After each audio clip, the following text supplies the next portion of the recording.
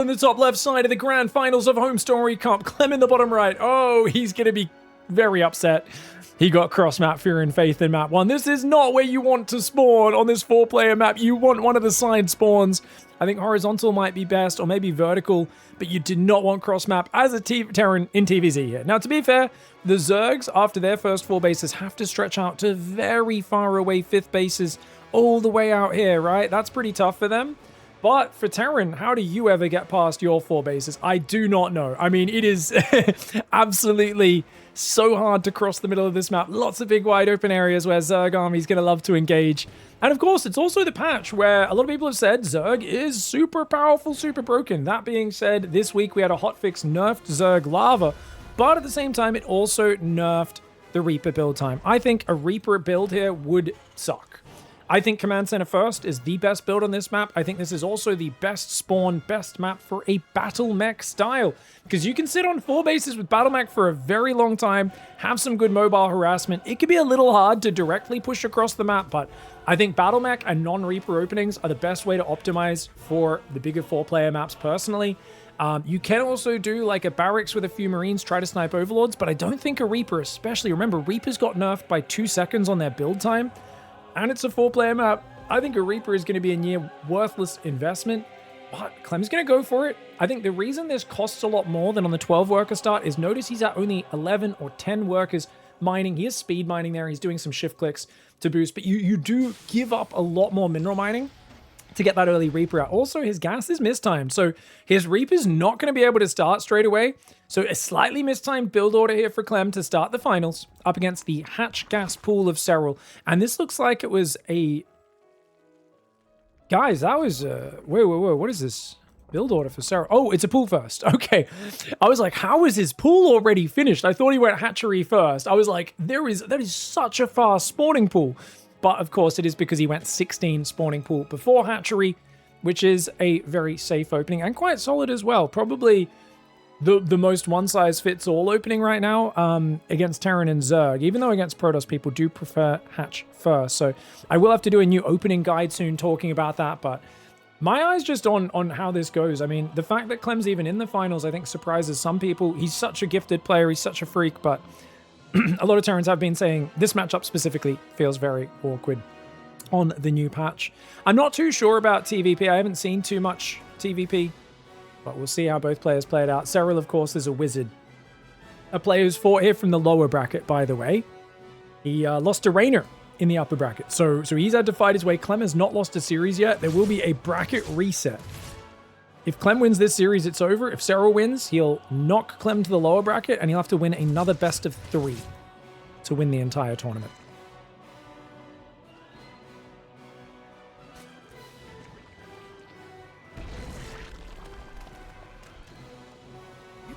All right, apologies, guys. Just had to turn off that Brazilian Dynasty logo. We were casting some Age of Empires before.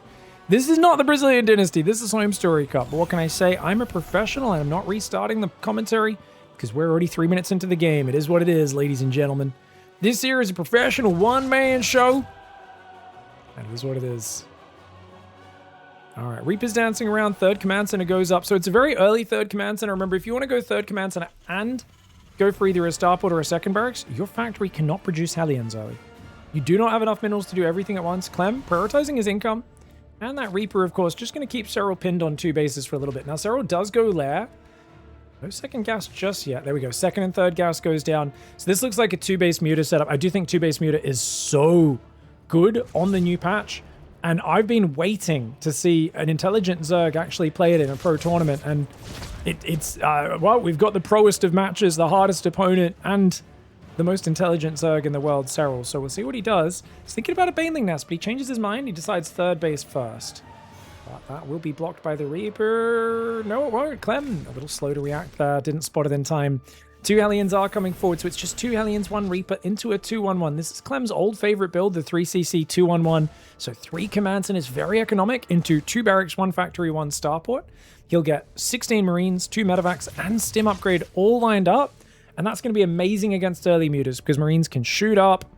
Very mobile, you can push, you can force the Zerg to make some more Zerglings and Banelings. Whereas if you let the Zerg just pin you in your base with their Mutalisks, you're going to end up falling behind in income. The Zerg's going to cover the map in creep spread. It's going to be a nightmare. So I think Serral, he's feeling good about his economy and his tech, but he will have to walk a little bit of a tightrope to probably defend the double medevac of Marines that'll, I guess, be probably moving out just as his Mutalisks are leaving the base. I mean, it could be kind of weird because if Clem doesn't realize it's Mutalisks, obviously he could take big damage, but I mean, it's so obvious, right? You've seen a delayed third. You know Serral's on 2 base. Surely Mutalisks are on his mind. I've got to imagine this is a common build order on the new patch.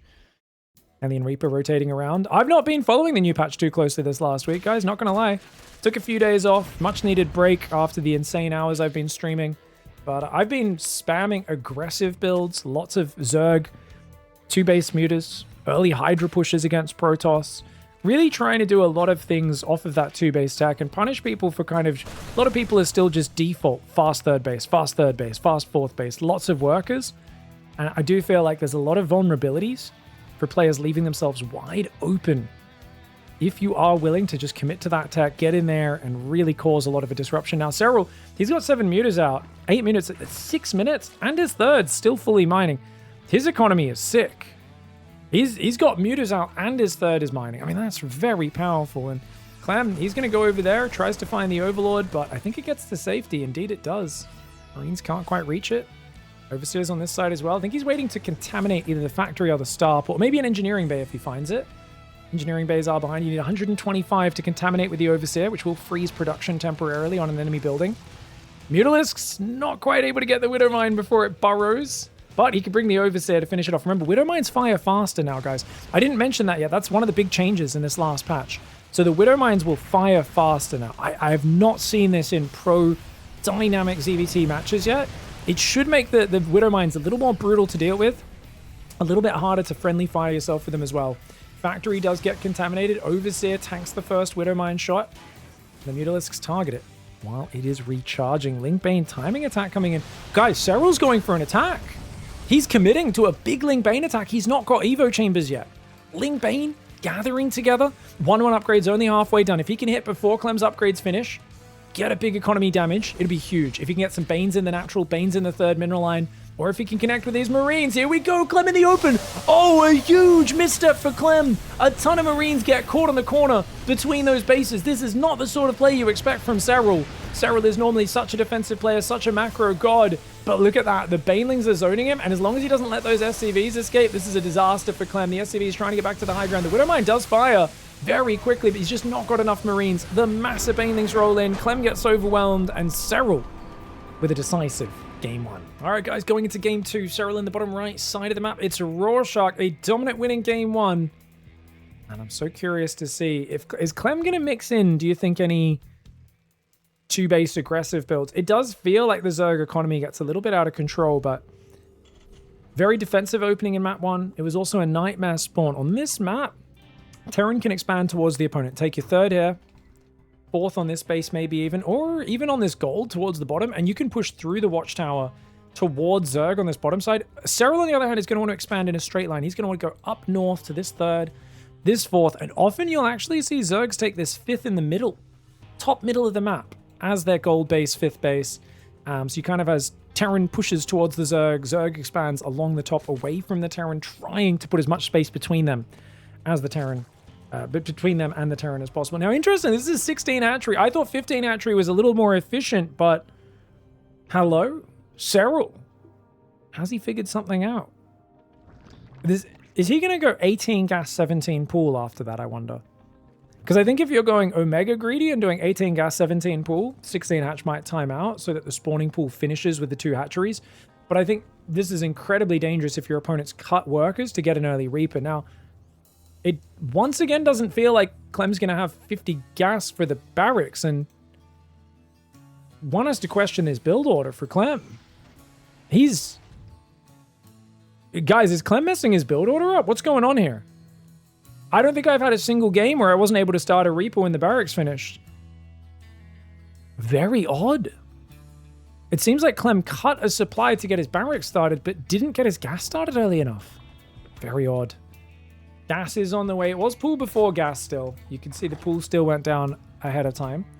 Map pool starting 31 seconds ago, about 137. So it looks like a standard 16 pool. This is really interesting because that Reaper does not feel early. Remember, Reapers are also delayed 2 seconds on this patch.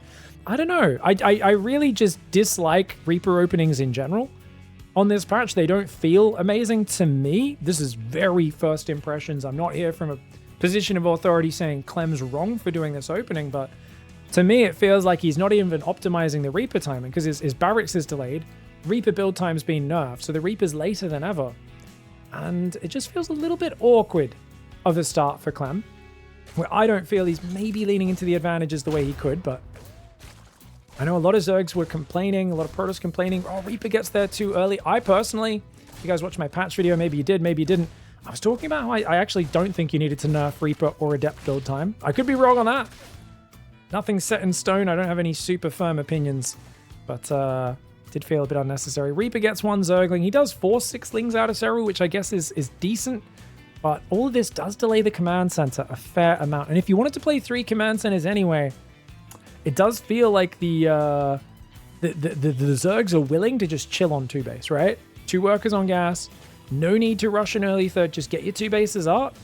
And will Serral go for a lair when he hits 100 gas again, like that last game? I mean, it would be a little bit later than the last game, I think. But I still have a feeling he's very likely to do that. For now, though, non-stop drones, saturating these 2 bases as quickly as possible. And it's going to be, yet again, a 3cc 2-on-1. Clem's going to do the exact same build as the last game. So just a light Reaper harass into that, up against, once again, nice fast lair for Serral. Serral's got those 2 mineral lines up. You're going to see him take a 2nd and 3rd gas. This is the exact same build orders. Holy moly, guys.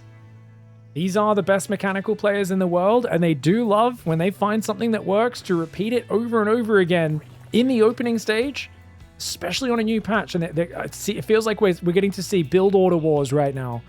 Clem says 3cc 2-on-1, exact same build as pre-patch. Serral says, this is a new build. I'm going to play 2-base muta. Let's see which one wins out this time. On a smaller map, not as big. And Clem obviously not wanting to get those Marines caught on the corner moving out to the 3rd like on the last map. It's also just a much better 3rd to defend for Terran over here. So I think he's got more opportunities. But I do think the Reaper in the Hellion kind of hasn't really achieved anything. And I think there's room to be very greedy against this opening from Serral. But Link counter's going to come in. There's nothing at home to defend. That's unfortunate. He's got a few Marines on the ramp. I guess they could pull down. He's got to be quick on the SCVs, though. Already 1. That's 2 SCVs. Lovely snipes there for Serral. He goes for the 3rd. Greedy boy. And Clem with a quick enough reaction. Only loses 2 workers. Well played. Hellion's going to try and catch these Zerglings on the retreat. They will take out 1 or 2. Serral does not blink. Doesn't care about losing 1 or 2 lings. Oh, he sets up an ambush. Oh, Clem not watching. Massive ambush from the high ground. Clem getting too cocky. Just assuming that Serral was just being greedy. He didn't have any other units. He just blind chases. He does grab 2 Zerglings before the Reaper goes down. That's very Clem-coded. Just identifying. He's like, this is going to die anyway. Quickly. Target those 2 Zerglings. Grabs the kills before falling. Spire's almost finished. Bane speed's almost halfway done. Serral gets that extra SCV for 2 lings. Well worth. Spire's almost there. 3rd barracks does come in now. I'd love to see... I wonder how 2-base play does against this. Because I wonder if you can make it hard for Zerg to drone their 3rd. If rather than playing the early 3rd command center, you play something more aggressive. You know, Clem, of course, has been playing for a long time where speedrunning to 3 bases is the best way to play. And he's made this build look amazing on 12 worker start. But I'm wondering if he's giving Serral a bit too much control over the map. And if now with the 8 worker start, the changed minerals, is he not getting as much of a payoff for that 3rd command center compared to maybe getting forward on the map earlier? Now, he's going to get forward again. The mutas are almost here. He's got to be really careful to not overextend because the mutas can stop you from running away. They can shoot down the medevacs that normally are your insurance in a game like this. Turrets are going down. I'd say right on time. They're going to finish just after the mutalisks have popped out of these bases. And I think that's perfect, right? About 20 seconds before they're technically needed, I guess, but better safe than sorry. It's impossible to know the exact timing those mutas are coming. Carapace, +1, Burrow, and Flyer attack on the way. Clem's going to have to deal with Burrowed Banelings. Serral realizing map control is going to be there for Zerg, and that gives you a chance to burrow those Zergling or those Baneling traps all around the map. You could also put Zergling spotters just to see whenever the Terran moves out. Give you that early warning. Most Terrans aren't going to invest in a Raven. 4th and 5th barracks on the way. Clem with a few Marines in the main. I'd say he's very well established so far. Almost gets a Mutalisk. Not, oh, he did. He got one. Got one Mutalisk. Almost got two, actually. Now, Serral's fully droned his 3rd.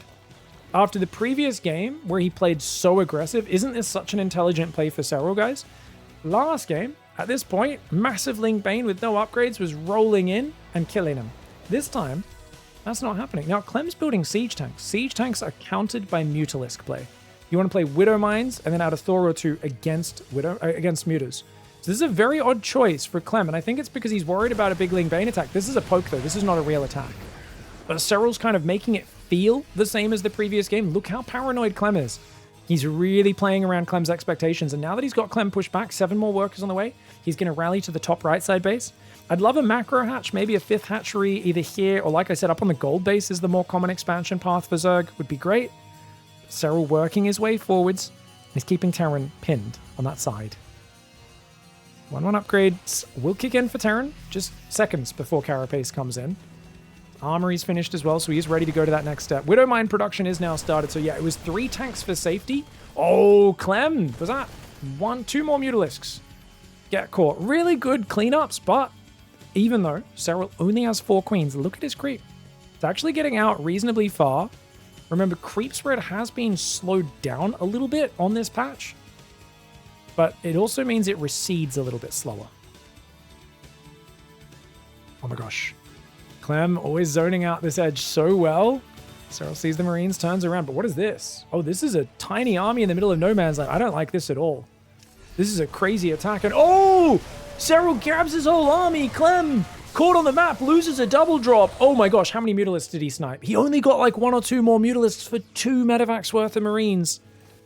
His main base is very vulnerable on the production. He doesn't have any turrets here. He's going to try and come forwards. He's got that 4th command center, which he can march towards the Zerg. Keep in mind, Serral does not have any sort of hive on the way. Oh, the single Marine denies the 5th base on the gold. Serral has to just take it down the bottom. Probably send another drone to the north. Oh, burrowed banelings get caught. Okay, at least Clem knows about the burrowed banelings now. He's going to keep scanning, clearing the creep up in the middle. It's not a crazy amount of map control for Serral. Serral's not on the way to hive just yet, but Clem's going to be getting antsy, and I actually think Clem needs to be very careful in this fight. I don't think he needs to force an engagement. Look at the supply.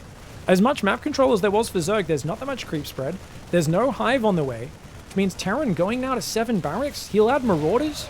He's got vehicle weapons upgrades. This looks good for Clem the longer this goes. Oh, hello. I did not realize those were there, guys. Those Marines on hold position right there is maybe not hold position, but just stop there. They're kind of the fallback Marines. Serral not watching as they do step over, misses the opportunity. Serral's going to go for a counterattack. Mutas and Zerglings going across the map. I love to see it. Too many players, when they play Mutas, only ever counterattack with the Mutas, and they never use the Ling Bane. If you bring the Zerglings and the Banelings, it's so much harder for Terran to deal with. Look at how fast this army is. Jumps on top, breaks through the rally point. A vicious move for Serral. And you can see on the map, Clem's entire army is trying to come home. Widowmine did take out a Mutalisk, got some good splash. He actually didn't kill that many workers, but I still think this is a crazy amount of damage. Infrastructure, depots, gases, massive mining time. So many Marines that went down on the rally as well. He's just going to try and attack the turret there as Serral. He realizes, yeah, maybe not. I don't really want to throw all these Mutalisks away. And he does want to save all of these red hit point Mutalisks if he can. Somehow only 2 of these SCVs went down. I don't even know how that's possible, but apparently it is. Widow Mines are in the middle. Got to be careful. Good splits there for Serral. He's got a few burrowed Zerglings in the natural he can unburrow later. A few down here also that are outside of turret range. The supply does not look that bad for Clem. And you got to realize you have more of a tail on your income. A lot of our game sense from 12 workers says, oh god, I got to be attacking his Terran. I can't let him expand. But if you look at this, Serral's only on 4 bases mining. He doesn't have a 5th or 6th base with any workers on it. It's similar workers. Upgrades are now slightly ahead for Terran since he has that +2 upgrade advantage. But look at this. Unburrowing Zerglings into the expansions. Mutas are going to join in the main as well. Going to go for that missile turret with the Zerglings there assisting. Lovely move there for Serral with the +2 Mutalisks blasting down that turret in the main. The Thor on its own, Thor does not do well against Mutalisks. It needs a lot of Marines and Widow Mines as well. Clem will clean up the northern base, but his production is being breached yet again. That's going to make things really tough for the Terran. Doesn't like defending like this. He wants to be way more active on the map. But oh no! SCVs, I don't know if that was a misclick or what. A bunch of SCVs transferring underneath there, really struggling. The Widow Mines do fire much quicker now, remember, about 0.22 seconds faster from them tracking a target to them shooting their payload. But those 21 worker kills are really going to help. Clem is desperate to punish Serral. He's not able to. Serral spots it. He'll only lose an Overseer, which is perfectly fine for the Zerg, who's now got Ultra Cavern, +3 Carapace, Adrenal Glands, Flyer Carapace. So he's got all the upgrades to swap into a more generic ground army. He's got a few burrowed Zerglings peppered around the map. Some Zerglings up here, though there is a planetary on that 4th. You can see how Clem's being forced into a slightly more defensive 4th base setup. A lot of Terrans would have liked this forward 5th there, or maybe down the bottom.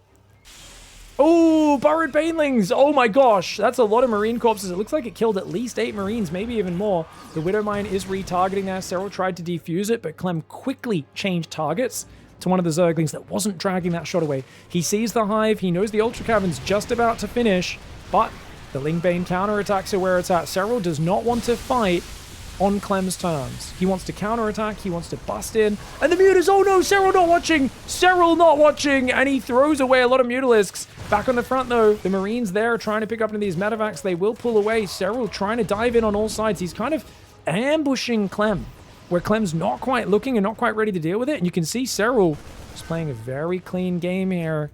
This is a really, really nice game for Serral. He's not letting Clem dictate. And now as Clem forces the push, is he ready to fight? I don't think Serral should be. I think Serral should still back away and give this base up.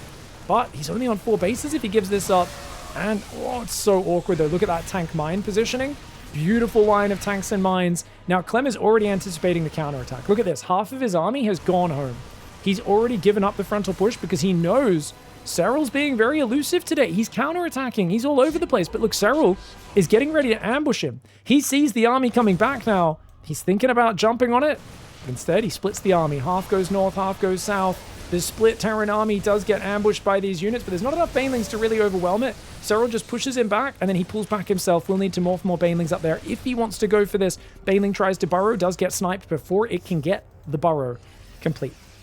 Serral's only on 4 bases. The longer this goes, the worse this looks for Serral in that regard, but the 4th base is only now rebuilt. So actually, Clem's income is definitely not as high as he would like either. Big army supply lead for Clem. Can he turn it into anything? It's 3-3 against 2-3. Gets an Ultralisk and a Queen that pop out. Hatchery's going to go down. Big Ling counter attack. Not going to find anything. The Widow Mines will quickly burrow.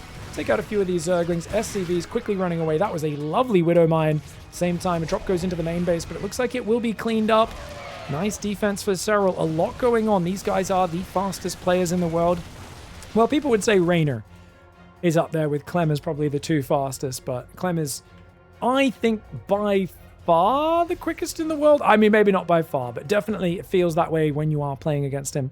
He is an absolute freak with the multitasking, but Serral knows it's much harder to react than it is to be going first, so the more he can keep him pinned on his side of the map, the more effective the Zerg army could be. Infestors have only just begun though, and without Infestors, he can't really punish Clem for balling his army up, unless Clem comes a little bit too deep, which he's not really willing to. The Ultra Bane runs forward. Clem's micro is really good though. Good pullback micro. The Banelings all go down. The Ultras trying to deal with these Ultras. And look at that. The Widow Mines do get good shots. The Ultras are heavily damaged. Mutas dancing around in the main base, finding a bit of damage. He's going to fly over it. Oh! Boom, boom, baby! Widow Mines and turrets blast those Mutalisks. And that is a devastating blow. Serral's bank is gone. But these Ultras still holding on for now. He needs to defend this base. This is Serral's 5th base and his only 5th base at that. I worry, though, that with how clumped the Clem bio is, one good fungal could ruin his day, and he's going to go for a drop here. If he doesn't spot the Infestor, and the Infestor fungals the units, they will not be able to pick back up into the medevacs, and that's why this is a very good unload. On the other side, he's going to deny yet another hatchery, it looks like. If he just targets it, he can easily kill that hatchery. But he doesn't target it, goes for an Ultralisk. He tries to move north. Here comes the fungal. He's going to drop on top of the Infestors. The mad dog that he is. Clem tries to drop on top of the Infestors, but he's got a full medevac that goes down with the fungal. Corruptors now coming in as well. Another medevac with units inside it could go down. This is a lot of units falling for Clem. Clem needs to pull back, lick his wounds, and gather his army together. He's got ghosts, but he just EMP'd a Corruptor, guys, and that is not the correct button. EMP is to deny energy from spellcasters. It is not going to do anything against units that don't have energy.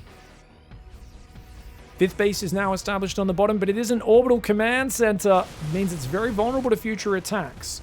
There are still a dozen Widow Mines spread through the middle here, which you'd love to either pull back with your army or have a fight over in the near future. Sending a few Zerglings forward. Serral trying to defuse these Widow Mines, but what a small army. Just a few Marauders Mines and Ghosts here trying to take this fight.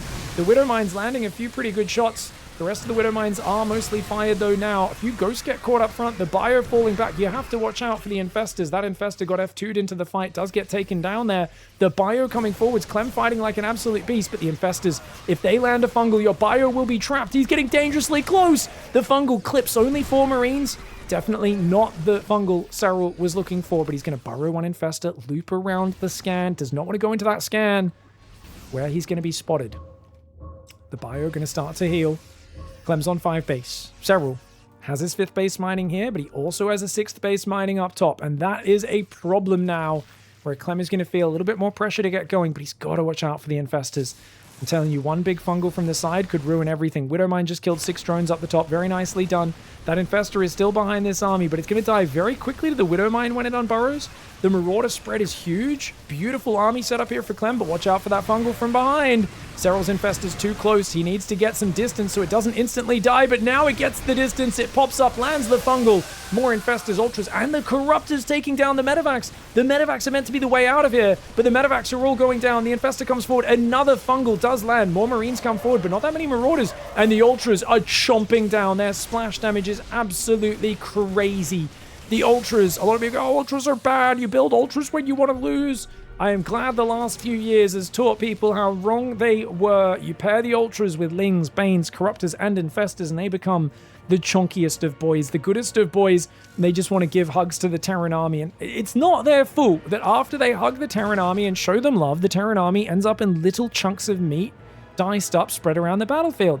That's not the Ultralisk's fault. He doesn't know his own strength. He's a good boy. I promise. Borrowed Zergling does get taken out. Orbital's going to float over there from the natural. This base gets ransacked. No defense.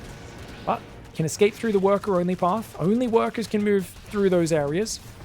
Going to have to spread some bio down there. Bit of Marine Marauder Ghost will, of course, clean that base up. It's going to land the Orbital in order to scan these Zerglings and remove them. You can tell Clem does not have a lot of the things Terran's used to having in late game. Normally, as a Terran at this stage, you've got 6, 7, 8 Orbitals. He's only got 4. And that's where he's behind in this game. Serral's struggling to get any resources on these newer bases and secure them.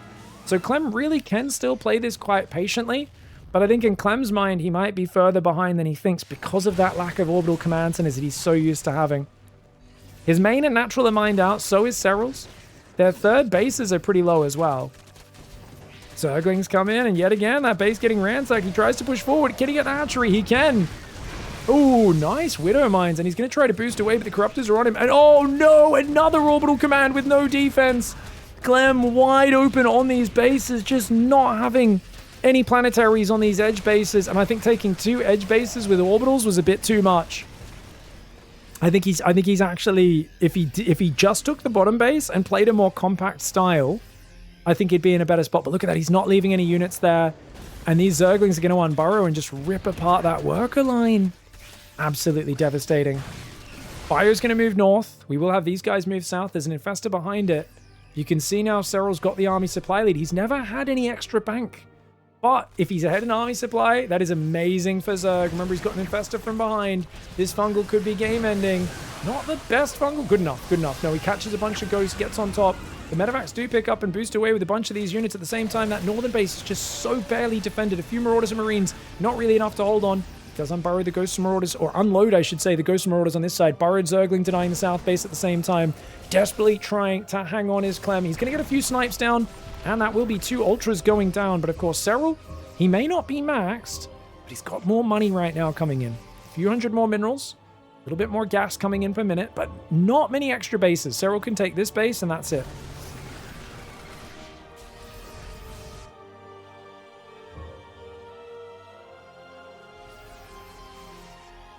Resources lost 12,000 between the two.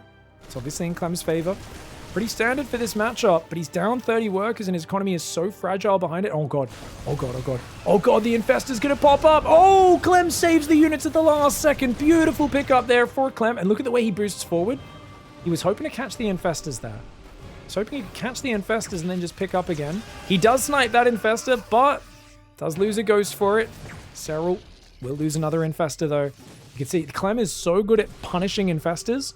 It's one of his best skills. A lot of people run away from the Infestors to dodge the fungal. Clem often runs towards it and tries to focus them down before they can land their spells. But oh my lord, he's got Corruptor Ultraling Bane all over him. Widowmines take out a bunch of Banes. They damage the Overseers, but he's getting overrun right now. The Ghosts do not have enough units to fall back on. There's no Planetary here. He does manage to hold on for now, and he is up 30 army supply.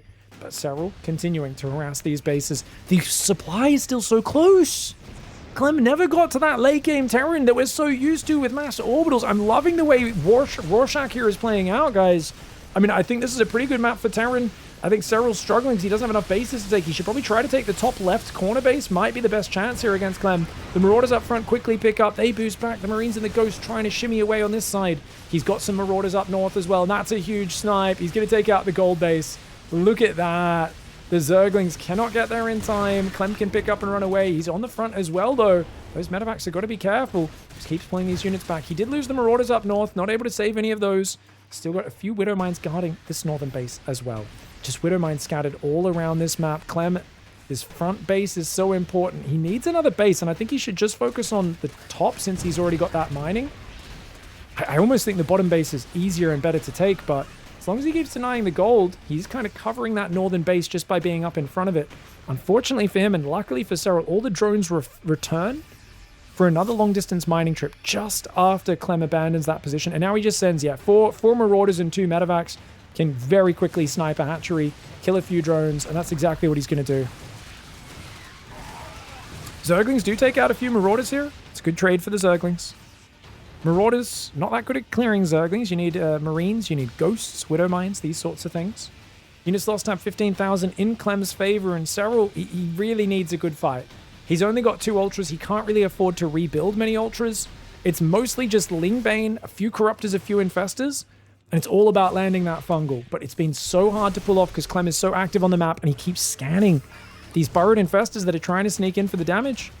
Now, Clem will get down there and defend this mineral line. Does need to scan it, though. And indeed, he does. Very good awareness to realize those units burrowed.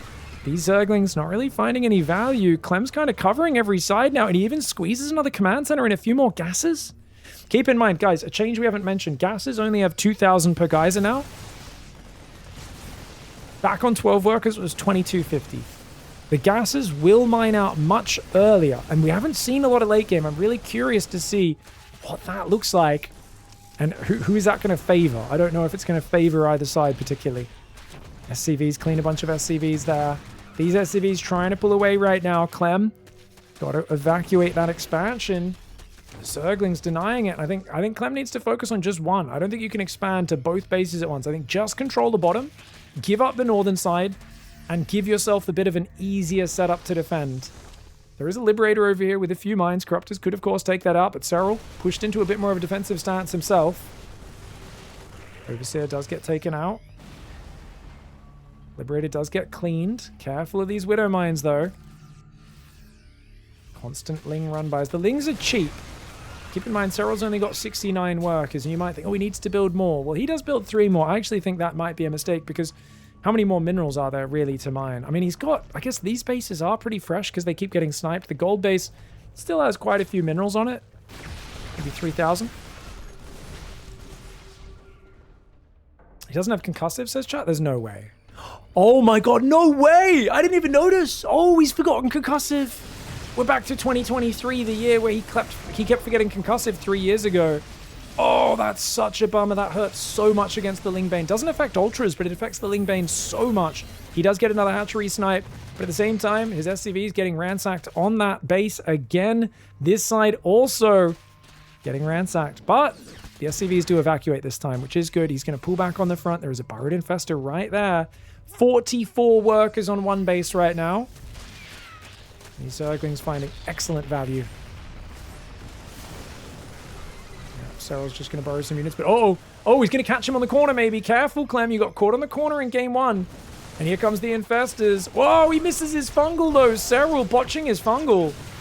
Not every day that you see Serral botch a fungal. The Infestor comes in, another fungal gets botched. Serral's fungals have been whiffed. This is big opportunities missed for Serral.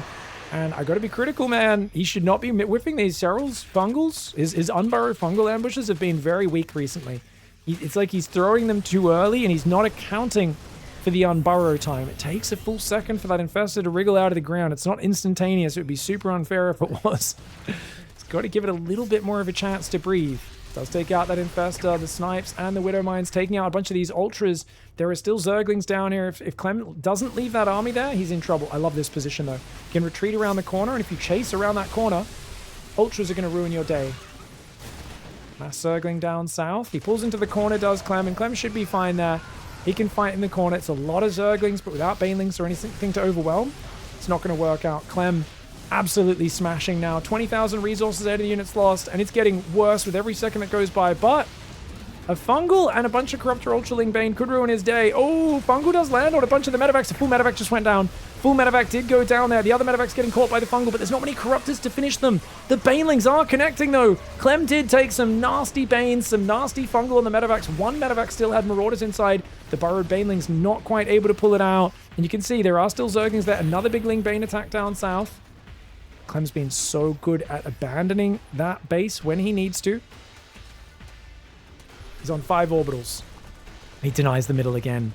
Serral just cannot get this. But Serral should have taken the top left a while ago. Obviously, it's easy for us to see. Oh, another full medevac goes down. Clem, canceling a hatchery is good. It's not worth losing a full medevac, my friend. It is not worth losing a full medevac. He's going to go for a marine drop on this side. Going after these drones. Oh, the medevac takes some big damage. That's going to be a shutdown drop, I think. Clem trying to focus on the front. Loses another infestor, does Serral. Ling's getting in the 3rd and going down to the 4th as well. Oh, Clem just wants to keep attacking, but he's not taking the time to set up any insurance. And now his gas is running out. That's a real problem. He literally puts on gas in front of this.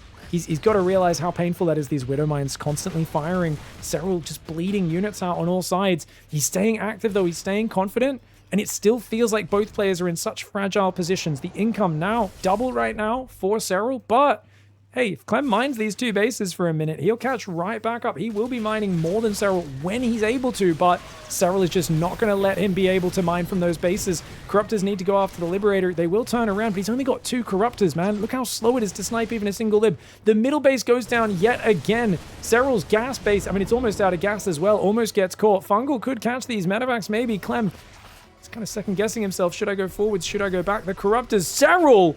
Oh my god, you football hooligan with the public urination. That is a disrespectful maneuver there. Goes and pees on his assimilators. The double drop does get caught there by a fungal. That hatchery does get sniped.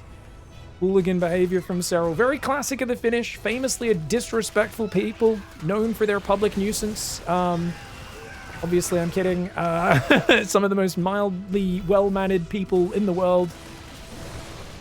But I do like the idea of Serral, I don't know, kind of trashing cars in the street, lighting them on fire, that sort of things. And whoa!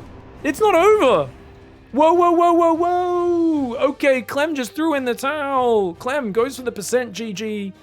That was not over by any means, guys. He did lose a bunch of ghosts. I don't think it was over. Pretty similar supply. I think it's just because he couldn't defend these bases well. He in his mind, he's so much further behind than he is, but he wasn't accounting for the fact that Serral's resources are running pretty low. Serral has this base. This base is almost out. He's down to, like, what is this? He's got 300 minerals up there. I mean, this base has just never been able to mine. There's, what is this? 900, about 1,000, maybe 2,500, 3,000 minerals there. I think Clem was actually doing okay. It's just so stressful because he never entrenched any defense in these positions. It's like, Lings are here, Lings are here, Lings are here, Lings are here, infestors are popping up. And then, of course, he loses. He doesn't have many ghosts. His army's like mostly Marines. His gas count's really low, and he just kind of feels like, how can I deal with this army? My army's mostly Marines. I've got 1 Lib, 8 Marauders, 3 Ghosts, and 6 Mines. It was a really tough position. There were still 5 Ultras, but Serral was almost identical in supply. A very, very close game. This is insane. This was really, you could tell Clem was just struggling because he never got to that heavy command center count that he's used to. And I really think, if I had to point out the crucial mistake, I think he made the Maru mistake. You guys hear me talk about this every time Maru plays against Serral. where he tries to expand to 2 dangerous bases at once. And I think the moment you take an orbital here, this is a very dangerous base, and that's fine. But then he lifts this orbital and moves it up there. And I think there's a mistake for 2 reasons. Number one, he still had a lot of gas on one of these gas geysers. 900 gas left. You're going to see him move it in a moment. When did this happen? 20 minutes? Yeah, so he's moved that now. He left 700 gas on that gas geyser. Obviously, I get you want another base to mine from, but almost immediately it backfired with his economy taking a massive hit. And then he was basically trying to split push the middle and defend the north and defend the third. It's like he was playing as an entire Dota team on his own.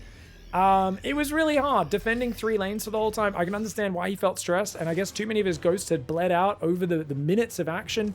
I think a few too many of his medevacs were getting caught by the corruptors and the fungals. Hats off to Serral, because Serral felt claustrophobic. He felt how impossible it is to hold onto this base. He somehow managed to hold onto this base for a long time, which was impressive. The gold base kept getting sniped. And unless Serral was able to like mine this top left base, Serral didn't have a long tail on his income. And the natural efficiency of Terran in a TVZ was actually catching up to him. So I think this is one of those games where it's really hard to judge. You're playing the minerals mine out at different rates. There's like less gas total on the bases. The minerals are the same, I think, in terms of overall amounts. They mine out at different races, at different paces, I should say. It's just a weird game to judge. So I think it's really hard for Clem to know exactly where he was in this game. And I guess he just bled out a few too many ghosts and found himself feeling like he didn't have enough technical units to continue. But I do think he could have played a bit slower and a little bit more careful in this game, potentially. And definitely held off this expansion for a bit longer. Obviously, you'd say, well, where do you put that command center instead? I think you just leave it there. Just focus on mining these 2 bases and pushing while keeping your defense easier. And you take this base only later. Several minutes later, when you've got enough attention to really spare, and maybe this base is mostly mined out by then. Either way, great game 2 for Serral. All right. Crazy game 2. Clem just playing such an intense style, but trying to expand to both sides at once, so difficult. It's so hard to do. I'm surprised he was able to withstand the constant burrow assaults, the lings popping up, popping down, infestors ambushing him. Anytime you're constantly having to react that much and move around that much, it really is very, very difficult. Now, I thought 12 depot was standard, but I guess if you're going either 13 gas or 12 gas, 12 barracks to speed up your Reaper, then 11 depot is fine. I think he's going to go 13-13. We'll keep an eye on it because his Reaper timing's been weird every game. So I really want to pay more attention to his opening. Serral just droning up here off a 12 Overlord. So 12 Overlord droning up. And you can see, yeah, it's 13 barracks, 13 gas. So surely he doesn't build another SCV. Otherwise, oh no, he's doing 13-14. So the reason he's speeding his barracks up like this, I would love you guys to tell me. I don't know why he's building his depot and barracks a supply early when it doesn't actually speed up his Reaper. Is it because it allows his orbital to make 1 supply earlier? Oh, that must be it. 16 pool for Serral, guys. So this is 16 pool into 17 hatchery, I think. But I think this is purely to get his orbital a couple seconds earlier. Because he can't build his Reaper straight away, but he wants the orbital. Sorry, guys. Yeah, we got the score wrong. Wishful thinking. Yeah, he cuts SCVs on 16 here. So 16 orbital. Okay. Normally people go 17. And also a lot of people, even if they do a Reaper opening, they pull off gas. This is so... His build's interesting. I don't know. I feel like he could be a bit more mineral focused. I could be wrong. Because I don't feel like he's really used his factory immediately when it comes up. But then again, if you don't get the factory on time, you want to go Hellion Banshee, you can't build the starport on time. So that actually does make sense. I really need to put a lot more time into studying the Terran openings. I don't know if this is optimal though. I feel like I need to benchmark the difference between this sort of opening into 3 command centers and Beyond's command center first build. Because I get the feeling command center first should get way ahead. But Clem loves his Reaper. He wants to go for the Reaper that he's used to doing. Fair call. Depot goes down. We are going to see that factory in the near future. Does need to keep building SCVs, Clem. He waits until the other one is literally 0.001 of a second from finishing before he queues up the next one. Is he going to do that again? Look how close this is. Oh, that time slightly late on the SCV, but that's so funny. No minerals being tied up in the queue for Clem. He wants to put those minerals into buildings as quickly as possible. No queuing units for the greatest Terran in the world. Oh, he's going to get a drone. Oh, that spore. I can't believe there was even room for Serral to place that spore right next to where the drone was. Almost gets a snipe there. Even though this was a pool first build. So hats off to Clem for finding some damage. Does regen a little bit. And we'll be able to jump out that left side. Nicely done. Second gas goes down. Ah, so he's going to play more of a directly aggressive Hellion Banshee build this time, rather than being so defensive. I do like that Clem wants to get in Serral's face a bit more, but I'm not sure if Hellion Banshee is so good against 2 base. And Serral's been playing the same build 2 games in a row. I would not be surprised if he does 3 games in a row.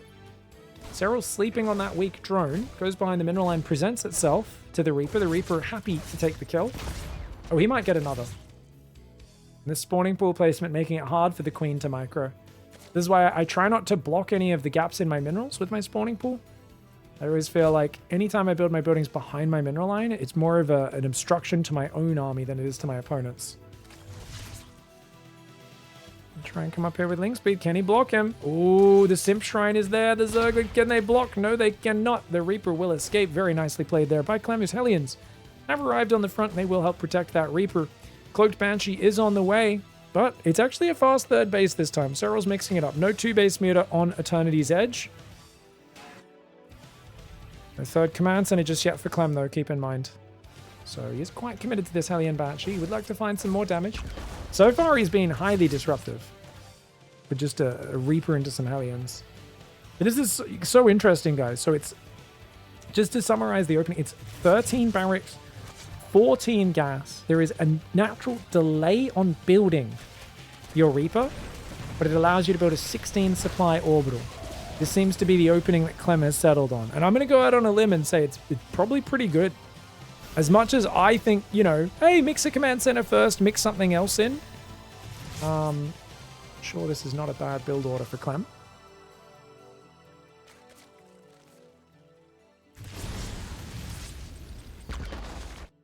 Zerglings going around the left side of the map. 3rd command center has just now started, along with a 2nd barracks. He wants to start a 3rd barracks soon as well. Actually poking around the front, not finding anything just yet. Spores are coming down pretty late. Serral's done a good job of being very greedy. Zergling's going to run in on the natural. Oh my. Oh me, oh my. Zergling's getting in there, finding damage. No one's at home. Hellions are far away. Luckily, Clem's very quick to pull his units. He's going to lose 2 SCVs, and there's still a red air point mule that just got dropped, but it does survive. Very good defense, 2 SCVs, mining time. Still a very good trade for the Zerglings. You pull the pressure away from yourself. You get a lot of mining time, probably worth 200 minerals, as well as those 2 SCVs. He's moving over to the right side. Banshee just snagging a few drones before pulling away. There are 20 Zerglings that have been rebuilt. Serral is safe against this. If you dive past as Clem, you will find out just how exposed you are. Oh, that's bad. But Zerglings take a second, and actually the Marines, plus the SCVs, should be able to hold. He's only going to lose 2 more workers. Could be worse. Still a good trade for the Zerglings, wasting that much mining time. Hellions are going to try to drive in. He can't run past. He can definitely roast the Zerglings on their own, though. Where are the Queens? Queens are a bit far out of position, and the Hellions take advantage to bait those Zerglings into a few bad engagements. And she's going to try to come back over. Queen's exposed, and hey, nice snipe. Gets a Queen. Banshee gets out of there. Where is the other Banshee, by the way, guys? Oh, we lost one. Did it fly over the spore? Not sure. Hellions getting a bit of them surrounded by the Zerglings. They've killed a lot of Zerglings, but now Serral gets a 4th base. I think Serral's doing okay. He's on 67 workers to 49. Remember, you might look at this damage and think this is great. If it was a 3 command center, this would be amazing damage. But this command center is actually delayed. It's only floating down at 7 minutes. He's down 20 workers. So there is a higher standard for damage needed when you go like this. And he's forgot his engineering base. Oh no. Oh no, he's gone his armory and then realized, wait, I haven't even made 1-1. I think Clem's a bit thrown off, guys. I do think Clem's feeling his confidence hit a little bit on this patch. We've seen it in the past, you know, when the balance turns against him, Clem sometimes does get a little bit upset that his aggression's not quite working out. I don't want to tell the story of, oh, Clem's easily tiltable and just bad when balance isn't favored for him, because it's not true. Clem has done some of the most ridiculous comebacks we've ever seen.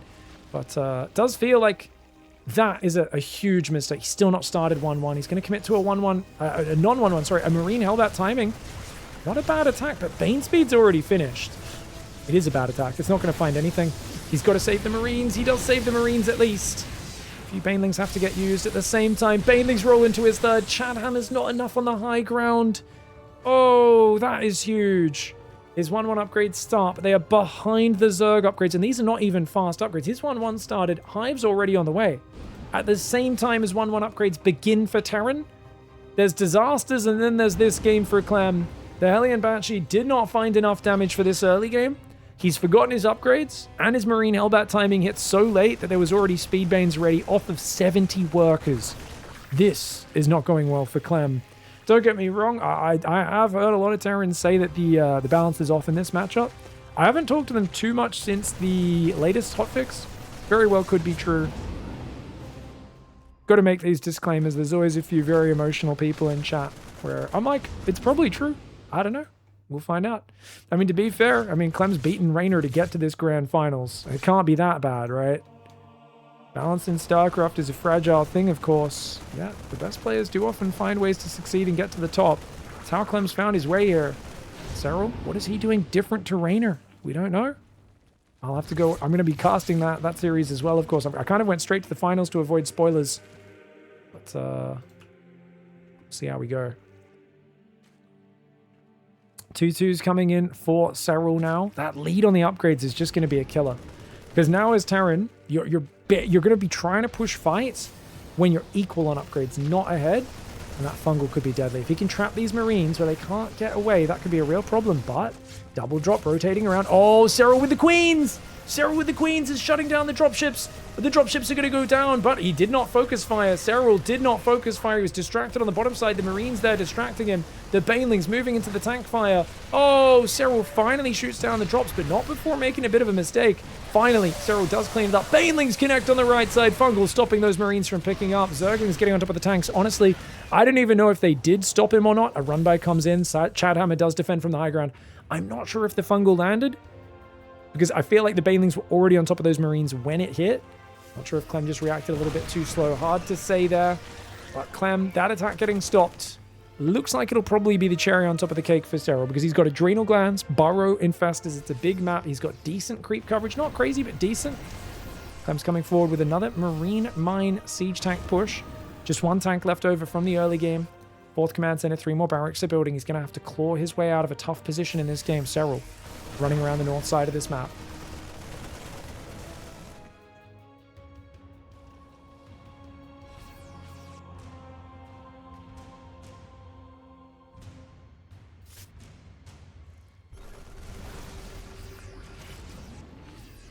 Marine drop in the south, getting ready to go in. Serral's army's nearby. But damage on that hatchery. Can maybe come back and finish it off later.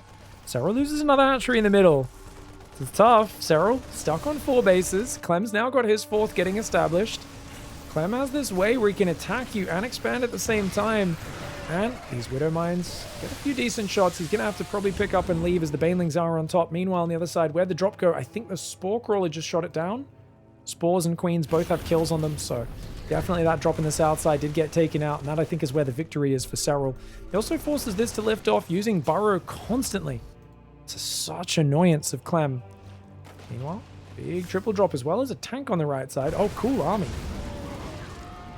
Picks up, pulls back. Very nicely done.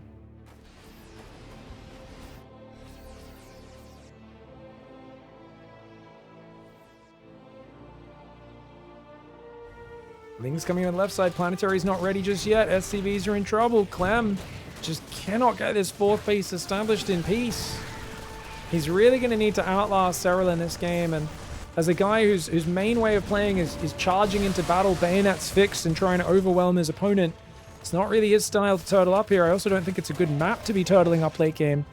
But the momentum is just not there with 3-3 so far ahead. His 2-2's finished. 3-3's already almost halfway done for Zerg.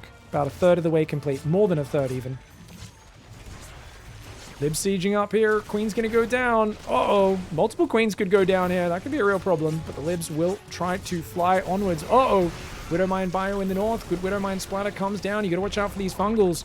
Clem attacking into a guy who he knows has active infestors all over the map is the sort of savagery that Clem is known for, but it's also, it's a double-edged sword. It can be amazing at giving you comebacks and surprising the Zerg and putting them on the defensive. It can also lead to you stepping into the clutches of a giant fungal, a set of banelings, and your whole army could disappear instantly. Does pick up, boosts off to the side, saves most of those units. Well played. There is still a burrowed set of Zerglings underneath. He does not scan for it. Just the amount of multitasking being forced here is massive. Big army on the south side. Serral's changelings see it. He's going to stim in from that side, but oh, gee willies. Oh, gee. Oh, gee. Does get out. Kind of baits the fungal, which is not too bad. Widowmine's on this side still set up. Clem attacks his own Widowmine. Clicking very quickly right now. Clem needs perfect fights. Lings on Burrow, Chadhammer, the Lib, and the Mine do clear them up almost instantly. 5 more SCVs go down there. Stuck on 4 base. That being said, Serral's only on 5. And remember, that's kind of the same thing we saw in the last game. Is Clem's so good at keeping Serral on a low base count, he will out-trade long-term. He's only ahead 2,000 for now, but that will grow. That things can get really crazy. Couple Widowmine shots going off. Nothing massive. Fester comes forward. Single Marauder tries to go up. Marine Marauder goes in on the south side. See, the Ling Bane rolls in. The bio's going to spread backwards and trade with those Banes because there's not many supporting units. Serral not too happy about that trade.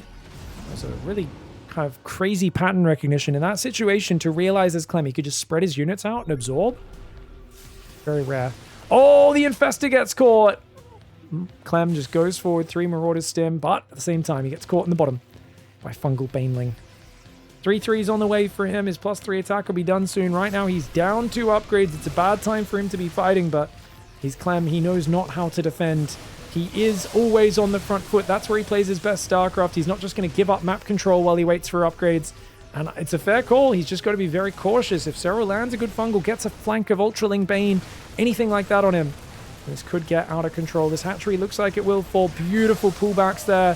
Fungal not really landing in the biggest way, but the upgrade advantage is massive, and you can see it playing out there. +3 kicks in only now after a lot of Clem's army goes down. Clem wants to get that hatchery, and he will be able to get this hatchery. But how much of a price does he pay for it? Ultras are on top. Another couple of Ultras getting blasted down. He's got to watch out. If another Infestor comes in and he gets caught up here, Clem could be in big trouble. Man, the Queens are starting to fall. Here comes the Corruptors. Here comes the Lings. Marauders are not very good against Zerglings, guys. Corruptors taking out the Medivacs as well, and that's where you get the real value in these fights. You can see just how close the units lost is. That's terrible for Clem. Clem needs high value on these trades. He's not able to get it. He does avoid another fungal. Corruptors take out a Liberator. He started stepping back. The speed Clem plays at is utterly insane. But Serral able to hold on to the middle base.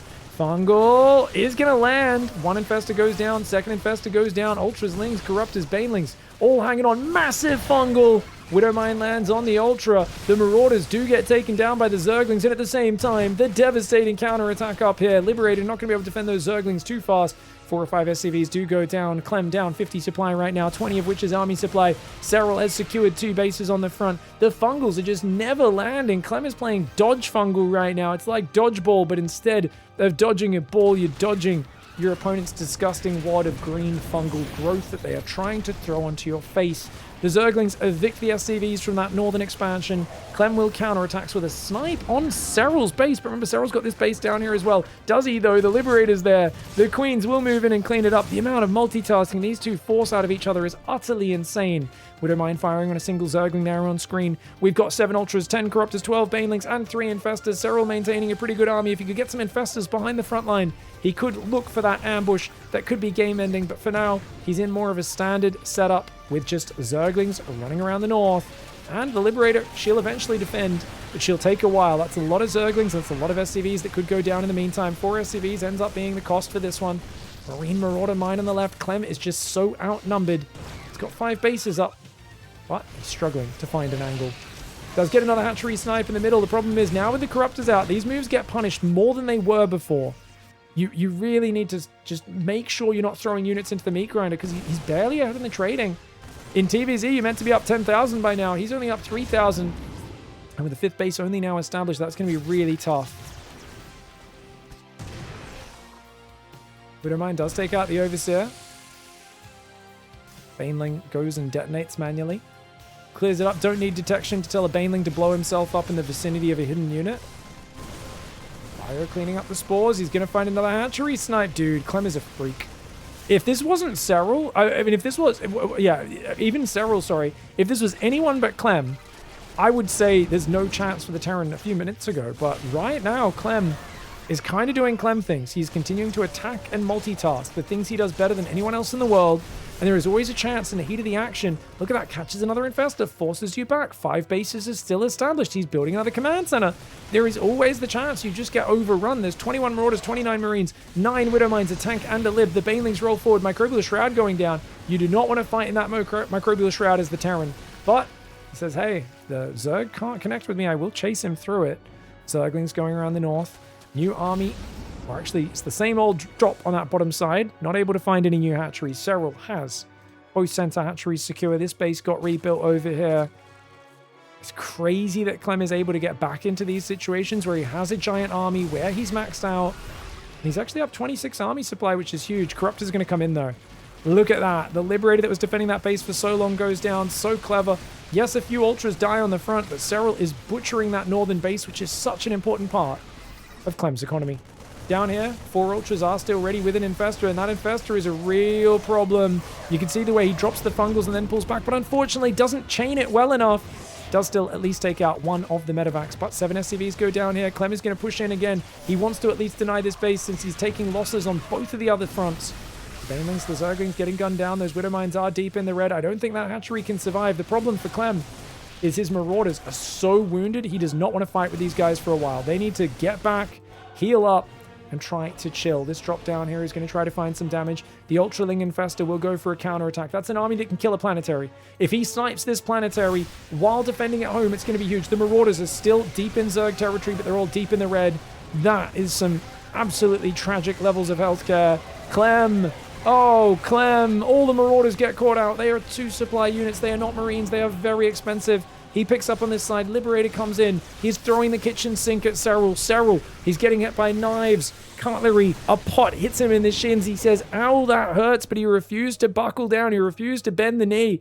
Clem, he's emptying the entire cutlery drawer and throwing it at his face right now. He's trying to jam Serral's hand into a toaster, but Serral does some kung fu, blocks his hand, puts Clem's hand in the toaster. And at this point, you're expecting more mistakes out of most Zergs in this situation just because of the pressure Clem's mounting. But Serral is just too clean. He's not letting him land those big hits. And every time he steps too deep, the fungal ambush comes. And whenever that fungal stops him from retreating, Clem takes massive losses. Lings find the northern base again. He just chases him back. Look at this unit's lost. It's only 4,000 resources apart, man. It's only 4,000 resources apart. Serral is simply trading too well. As long as Serral can maintain these bases, and this base just refuses to die anymore, especially if he gets a gold base or this base up here, it seems like Serral's going to go for that safer one. You desperately need more damage as Clem, but the map is vast, the distances are great, and it's really hard to push across such a big map. Serral, his defense is just out of this world, man.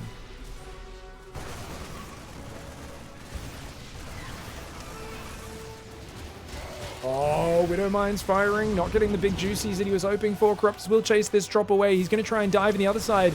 There's a few Ultras nearby. Pretty good Marauder count, though. Clem microing pretty well. First Baneling does connect, but Serral even splits his Banelings at the last second. Oh, look at that. The Marauders gunning down the Ultras. But the hatchery, it does go down. The Marauders dancing. The north side, the drops, one of the full drops got taken out. The other ones will escape, but there's only a few units left inside. And you can see Serral says, okay, you kill my hatchery, you're going to pay a big price for that. Completely hunts down the army in the north, evicts Clem from the command center, and not just that, the orbital, the orbital, the orbital. Clem taps out there, the orbital. I think he was going to save the orbital, but what else was going on, guys? If we rewind a little bit, I think he was going to save that, but I think this army was about to headbutt in and die. Did he get fungled? Because I think those SCVs were going to save it, just barely. But I think even if he saves the command center, he's in a hard spot. And I think Clem, he was fighting so hard from behind for so long, and he's like, I'm dead, man. I know I'm dead. And he was pretty damn dead. I think that's a more fair one than the previous one. It is crazy because he is Clem. He's able to drag his way on for 10 more minutes from miles behind in these games off of pure multitasking. But Serral's just a little bit too clean, a bit too good at like knocking away his attempts to create chaos and just keeping the game clean enough that Serral can build upon those advantages. And I think in that one, once the Corruptors are out, you're not meant to still drop. You're not meant to still be running around the map sniping hatcheries. Clem, he was fighting Corruptors for the last 10 minutes of this game. He kept finding success with it because he is Clem, because he is a freak. Once Corruptors are out, those drops are getting shot down. You can't just pick up and fly away. The drops are getting shot down. They are dying repeatedly. It's a really big problem for him. But what was the answer? Well, you'd normally say, well, turtle up, build planetaries, go ghosts, you know, turtle. Where's he going to do that on this map?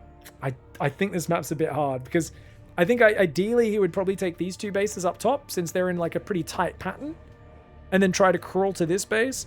But I think it's going to be really hard to do that while keeping this base alive. I think Serral's probably going to keep busting it, and Serral's going to be able to eat up this gold base pretty much for free. And if you do focus on the north, Serral probably tries to take this base. If you focus on the south, he probably tries to take these two bases.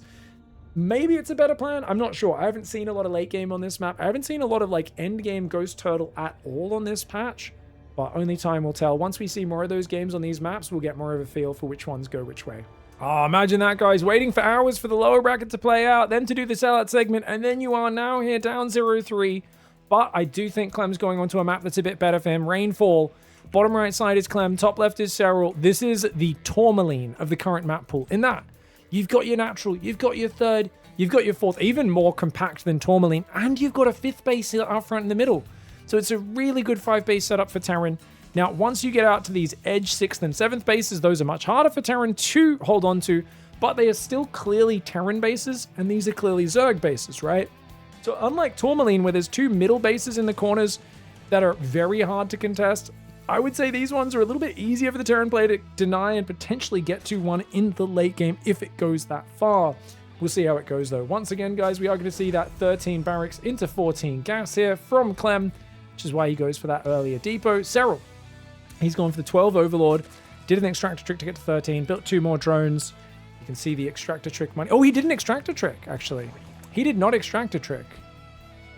Oh, did he 12 Overlord when he goes... And that's a 15 pool, is it? 15 spawning pool. Okay, nice. And sharp spawning pool timing. Wonder if Serral builds 6 Zerglings. Wouldn't be a bad idea. I mean, Clem, I don't think is going to SCV scout. You can run around, avoid the Reaper, and get in there. Have a good time. Okay, barracks gas, very straightforward here. It is interesting because I feel like against hatch first, 12 barracks, 12 gas feels better than this build Clem's doing. I would rather be 1 SCV down and hit like a super sharp Reaper timing. But I think because Serral and a lot of these top Zergs are going 15 or 16 pool, it's this probably the safer option. Oh, gasless. Look at this, guys. Gasless. Just 2 Zerglings, 1 Queen. Gasless start here for Serral. Hello? Is he really going to try and take 3 bases gasless? How in the hell is this going to work, guys? That's a crazy build order. This is a very... I guess he just builds like 5 Queens. Because you're not going to get roaches out for a long time. So I guess maybe your third is not even that quick. Maybe it's just build 4 or 5 Queens on 2 base, get your creep out, and then just take gas, take your third, just as is naturally feels like a decent timing. Cool. All right, we'll see how this plays out. Reaper is, of course, heading across the map. 2 Zerglings do avoid it. They're going to come in and run into the Marine in the SCV, try to snag that SCV on the command center. Second gas goes down again immediately. Like I said, not a big fan of the Hellion Banshee off of the 2 gas. I like 2 gas openings, but... it does feel a little hard to find the damage. We'll see if Clem can just, I don't know, figure something out to get a bit of a better start, because it did feel like he was not in an amazing position in that last game. The Zergling tries to target the Marine. Serral's going to keep these things alive for a few more seconds. Let's see the high ground. That Zergling kind of just stays there in vision, and the Reaper will hunt him down. Where you hiding, boy? Are these creep tumors? They're just weird flowers. I think they're just weird flowers. Alien flowers. Serral's forgotten to take his gas, guys. There we go. Does now drop it. Third hatchery starts at about 325.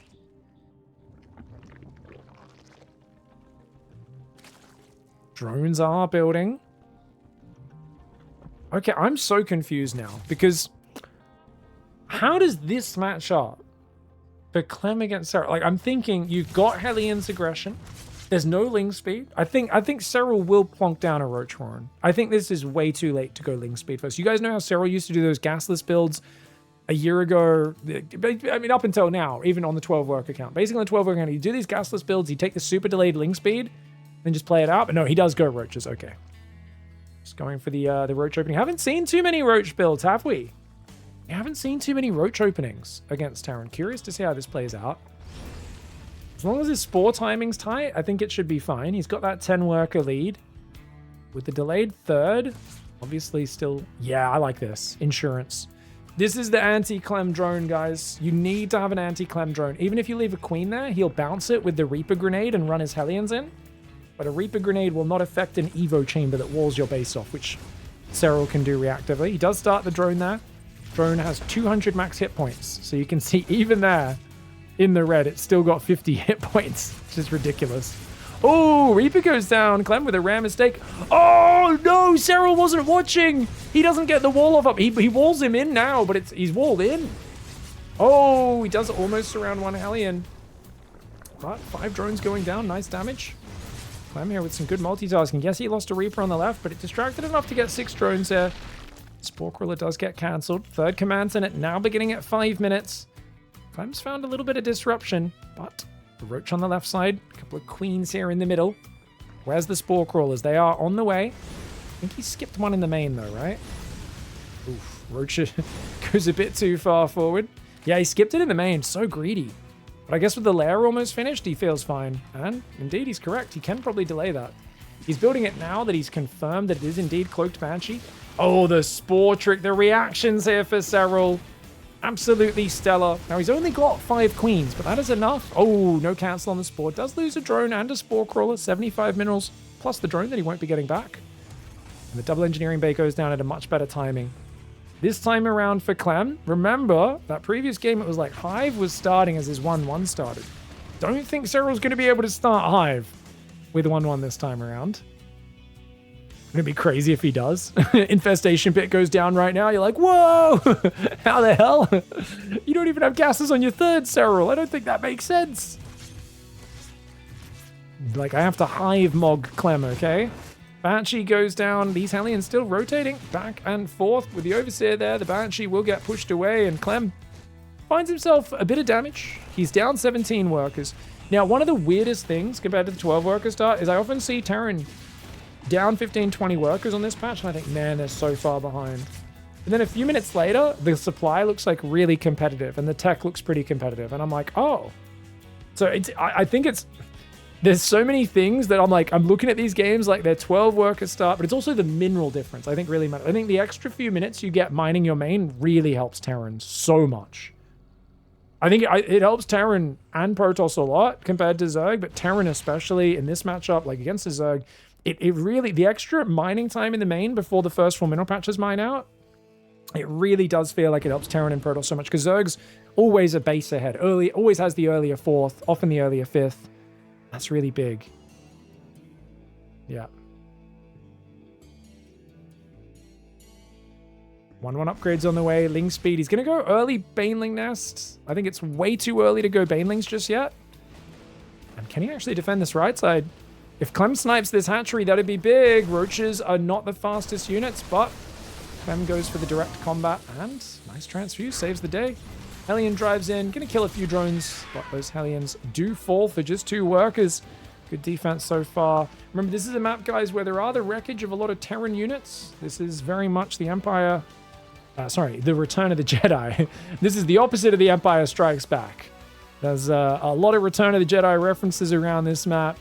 You've got wreckage of all sorts of dirty Terran Imperial machinery with Ewoks partying on them. Not sure if the Ewoks and the Zerg would really get along. Infested Ewoks? Oh my god, imagine if you could build infested Ewoks in this game. I don't even know what they do. I just want them. I want zombie Ewoks. Anyways, second factory goes down out front, 4th command center there as well. I just finished watching Andor, by the way, me and my wife the other day, guys. Oh, how good is Andor? I didn't know Star Wars could make good things since like about 50 years ago when the first one came out. You know, it's been decades, many decades. That's amazing. It's really good.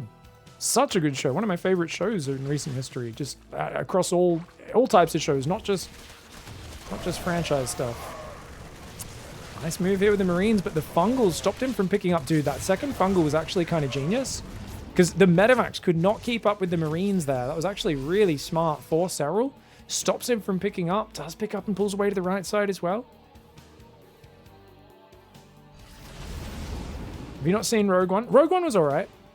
I don't think it was anywhere near as good as Andor. Had a really enjoyable final part of the movie. I think that the ending to Rogue One was really satisfying.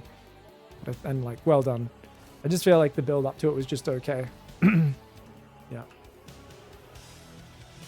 Yeah, I didn't even know Andor was in it. I watched it back when it came out. It was so long ago. So I didn't even know what any of the backstory of the show was or anything great. It was great, guys. It was really great. I much prefer watching a show when I don't know where it's meant to fit in your stupid universe, you know? Like, well, I know this character's going to do this and this is going to happen because of this. Ugh. Festers are over there. Nicely done. Lingbane and Fester pulling back there. Nice hot pickup. Marines pulling to the right side, to the left side, and the right. All right, so Serral has made it to late game. He is simply ahead, guys. He is up 30 supply. Clem, though, he's got the Marauder production. He has concussive this time. He's not forgotten it, and he's building a 5th command center. Ghost Academy's about to go down. He's also continuing to build siege tanks, which I think is a good call. And it's really hard for Serral wants to push. Clem's making it really hard for him to push. Gets the hatchery. These guys are going to stim in from this side, but this means I don't think he can defend this base. He's got so many tanks, but this base on the left is easy pickings. Nothing to defend the base on the left. That's unfortunate. If this was an orbital, it would actually be better. The fact that this command center here really hurts. He's got nothing to defend it. Command center goes down. Planetary goes down. You can tell Clem did not want to give it up, but he's got no units to defend. The microbial ultras will smash through. He's going to come in from this side. Clem picks off one Baneling, picks up, tries to boost forward. Spore Crawl is going to limit his ability to dance around these ledges. We'll go to the edge of that ledge, try to hit some drones maybe from the high ground. The Zerglings are there on top of him. With the 2 queens targeting the weak medevac, his time in this base is limited. He goes left, there's spores on the way out as well. He's kind of trapped in here. Same time, he's going to go for a bit of a counterattack. Clem has 8 siege tanks, 11 marauders, 27 marines, losing those command centers. He's back on 3 bases. So he's kind of been put in this position where he was way too conservative with his tank spots. And it's kind of unfortunate because he's more expecting an attack on the right side. The planetary on the left was kind of what he thought of as being a more entrenched position, which Serral would avoid. But Serral, I think just by chance, happened to pick the more exposed base. Gets himself big value, and denying 2 command centers for 1 attack like that is just such huge momentum. Marine Marauder coming forwards. Oh, a couple of Zerglings going down. Careful, pick up, get out of there. Ultra Lingbane Infest is going to go forward. Spy is coming in. Remember, once the Corruptors are out, these drops are over. You can't keep doing these drops. He got away with it with scrappy, crazy Clem-style play, especially on some of the bigger maps. But number 1, Serral's been dealing with every game. He knows you're going to keep doing it. Number 2, it's Rainfall. It's a smaller map. It's a map where you've got to be a bit more contained in your style. There we go. 1 Ultra goes down. Ghosts are coming out. Remember, Ghosts, people were saying they would be overpowered in late game. I really don't know if they are. And I think it's kind of funny because we haven't seen a lot of Turtle late game. If we saw a Turtle late game, like we did on the previous map pool, the previous patch, maybe we would say that the Ghosts are overpowered, but it's so interesting because, like, as always, you know, people get very angry at me for not having strong opinions about the Ghost one way or the other and kind of having a let's wait and see, let's test and see what it looks like. But double the energy cost for a snipe plus 50% supply is a big cost, and that doesn't even matter right now because the Ghosts aren't even here yet. Microbial Shroud is so good when you don't have Ghosts out yet. Finally, a few snipes come in. I love the lift on the command center there. You could just see how powerful Microbial is when there's no snipes. Once you have snipes out, you're fine, because tank splash damage can deal with Lingbane, snipes can pop the ultras, but if you've got ultras with Microbial Shroud, marauders and tanks just do so much less damage to them. You need the snipes to deal with the ultras, or Microbial becomes very, very powerful. These roaches are throwaway units. Serral does not want to keep these anymore. They are garbage supply. He wants to replace them with much better units. He's also making overlords. He'd like to drop Zerglings in the main base, just as a way to open up a new front. He can see Clem on Rainfall, on a map that's better for Turtle late game. Clem is actually going to play that slower late game, that Turtle style. Clem is the best in the world at this, I would argue. Well, you know, Maru doesn't really play it lately. Like, when was the last time you guys saw Maru just straight up Turtle to Super Turtle? Like, he's still probably the best at it. He just doesn't do it that much lately. Curious to see Maru playing on this new patch. Can't wait to see what he looks like.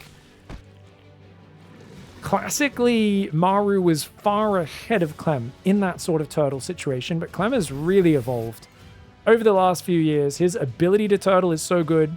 Very rarely uses the Select All Army key, and I think that's the secret. You know, years ago, the difference in late game is you'd see Clem, see this drop, he'd F2 his whole army to the main, F2 his whole army to the left. Maru would never do that. Let's see how tilted Clem is, because Clem, if he's super tilted, he'll still make that mistake. He's scanning, sees the Great Aspire in the main. What he doesn't see until now is the Zergling drop coming into the base. Does he F2 his whole army? Well, no, he splits it. Splits his army immediately. Ravager's trying to bile a Sensor Tower. That's the most Serral move I've ever seen. Runs into Sniper Sensor Tower with bile. What a freak.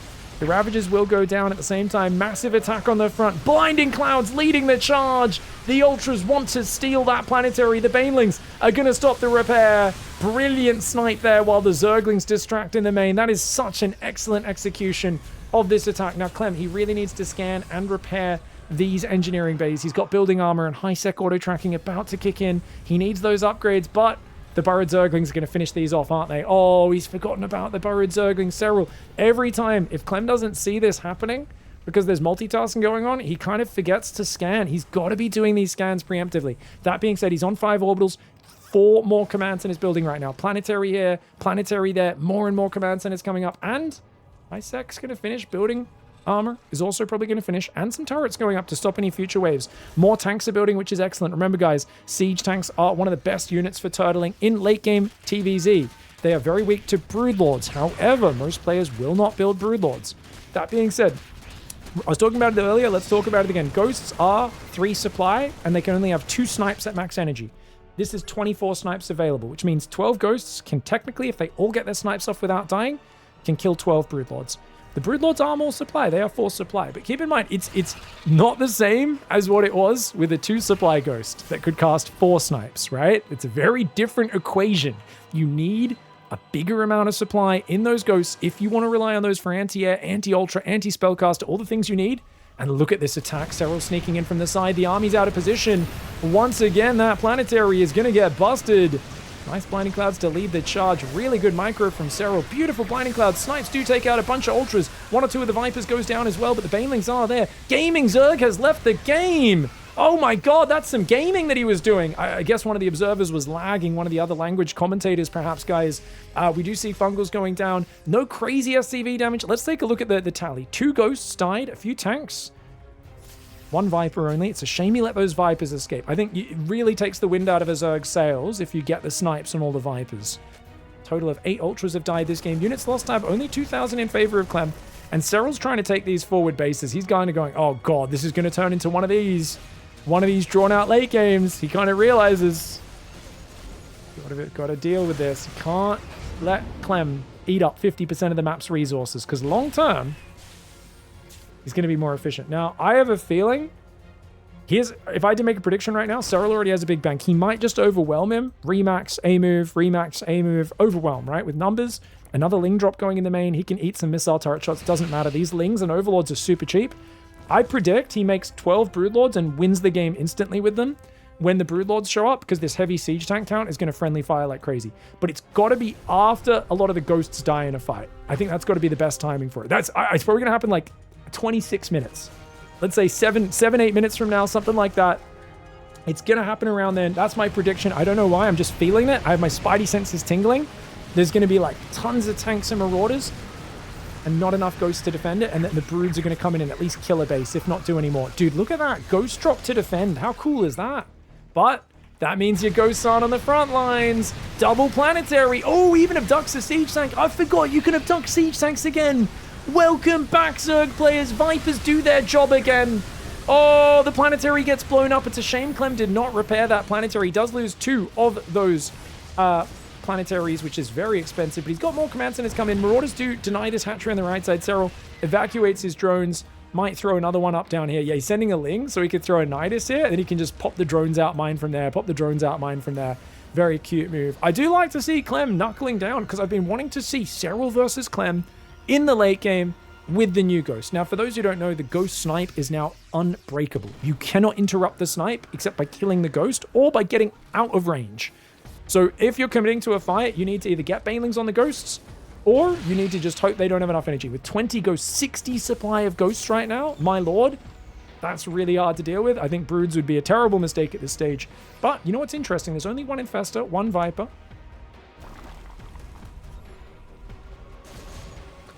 Chat says, I feel like Clem only makes tanks because he's tilted. Otherwise, he'd normally absolutely refuse.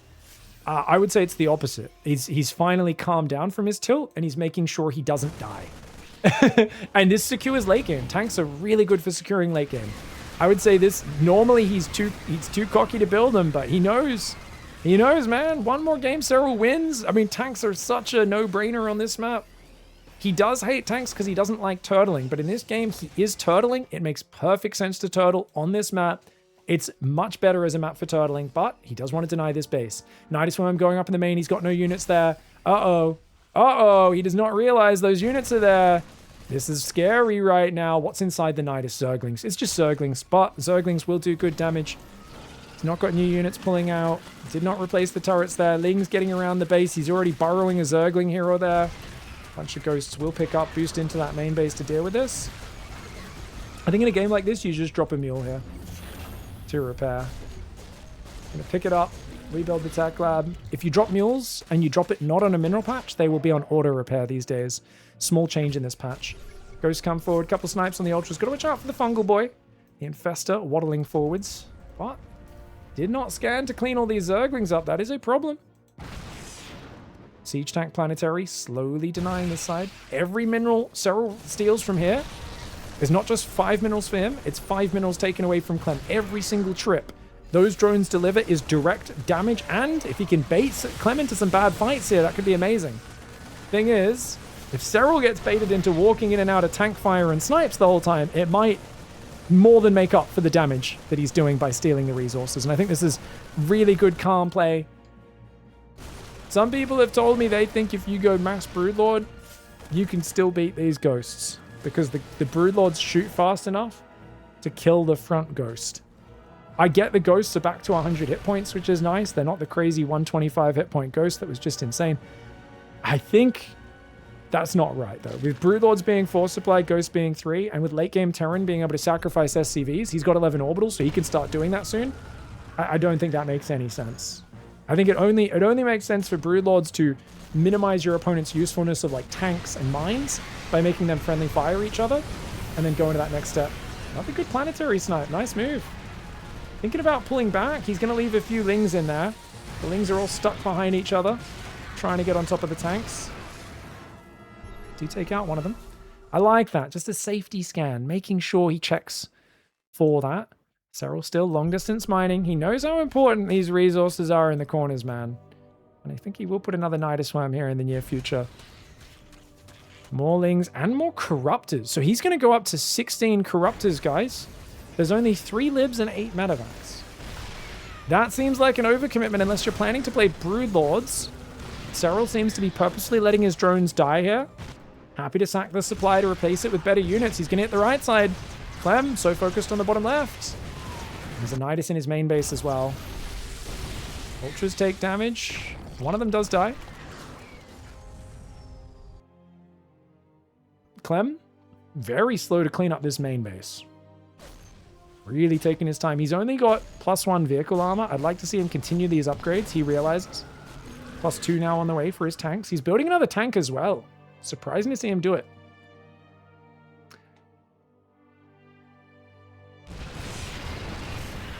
Remember, guys, if Serral wins, it will reset the bracket. There'll be another best of 3. So Clem does have a second life. Gives him a little bit of a fallback at this point. You're down 0-3. You might want to just chill. Save your energy for the next series. I don't think he'll do that. I don't think he's the kind to give in like that. He's scanning for broods. He's like, what? Are you going to go Broods? He's like, do I need to build some Thors and Vikings? He doesn't want to get caught on pure Ghost. He'd like to have a little bit of support because Thors or Vikings have such long-range firepower. It really complements the Ghost snipes really well. But with no actual Broodlord commitment, he feels pretty chill. He's going to go up to 14 siege tanks. Still, I think there's still a burrowed Zergling there. So he doesn't scan, doesn't clear it. Those are just going to keep going up. Could leave a siege tank in the main. Might be a nice way to deal with it. Serral's mining more resources on the right side now. And that is one of Clem's bases, remember, guys. This is not a shared base. This is not like a 50-50 base. This is absolutely one of Clem's bases, or meant to be. Serral stealing, it's really big. But every time he chases in like this, you can see now the unit's lost tab, 11,000 in favor of Clem. He's got a 10,000 mineral bank. The gas bank, you know the gas has run out way faster now, guys. Does this hurt late game Terran or Zerg more? Might hurt late game Terran more than Zerg. We'll find out. Zerg can rely pretty heavily on Ling Bane. A pretty long time. It's not the most gas-heavy army. Oh, a couple ghosts popping out. Tanks there as well. Zergling's not doing that much to the ghost, but it was the friendly fire tank shot that almost killed him. Corruptors come in for a wee attack on the left side, but the public urination does get stopped by the ghost turret. Got turrets, libs, ghosts. Not a lot of anti-Zergling, though. The planetary on the right side will wreck these Zerglings, though. The libs do get sniped by the Corruptors. I do like the dive for Serral. I think the dive there throws away a bunch of cheap Zerglings, mineral units that he's got in excess of. Gets a bunch of high-value targets. I think that was not a bad trade. I mean, obviously, the number keeps getting worse. And Serral's not really mining this base. Feels like Clem is getting to that point where there is an inevitability. And unless you can kind of catch him out and make him make a big mistake. But it is pure ghost siege tank, right? Like, it doesn't seem like that many units. The 3 supply ghosts. He's got 69 supply of ghosts. Oh, no, he just built a 24th ghost. He's building a 25th. 25 ghosts! He's got 75 supply of ghosts. It's pure tank ghost. A crazy style for Clem. I mean, what else are you going to build, though? Maybe some libs? This many corruptors? Maybe not the best idea. Oh, he even picks up. He snipes the ultra, picks up the ghosts. Command center is getting peed on, though. The corruptors will be able to remove that command center. But it's about efficiency. Losing a command center and a few SCVs does not matter. Tempo does not matter. You've got 1 billion more command centers.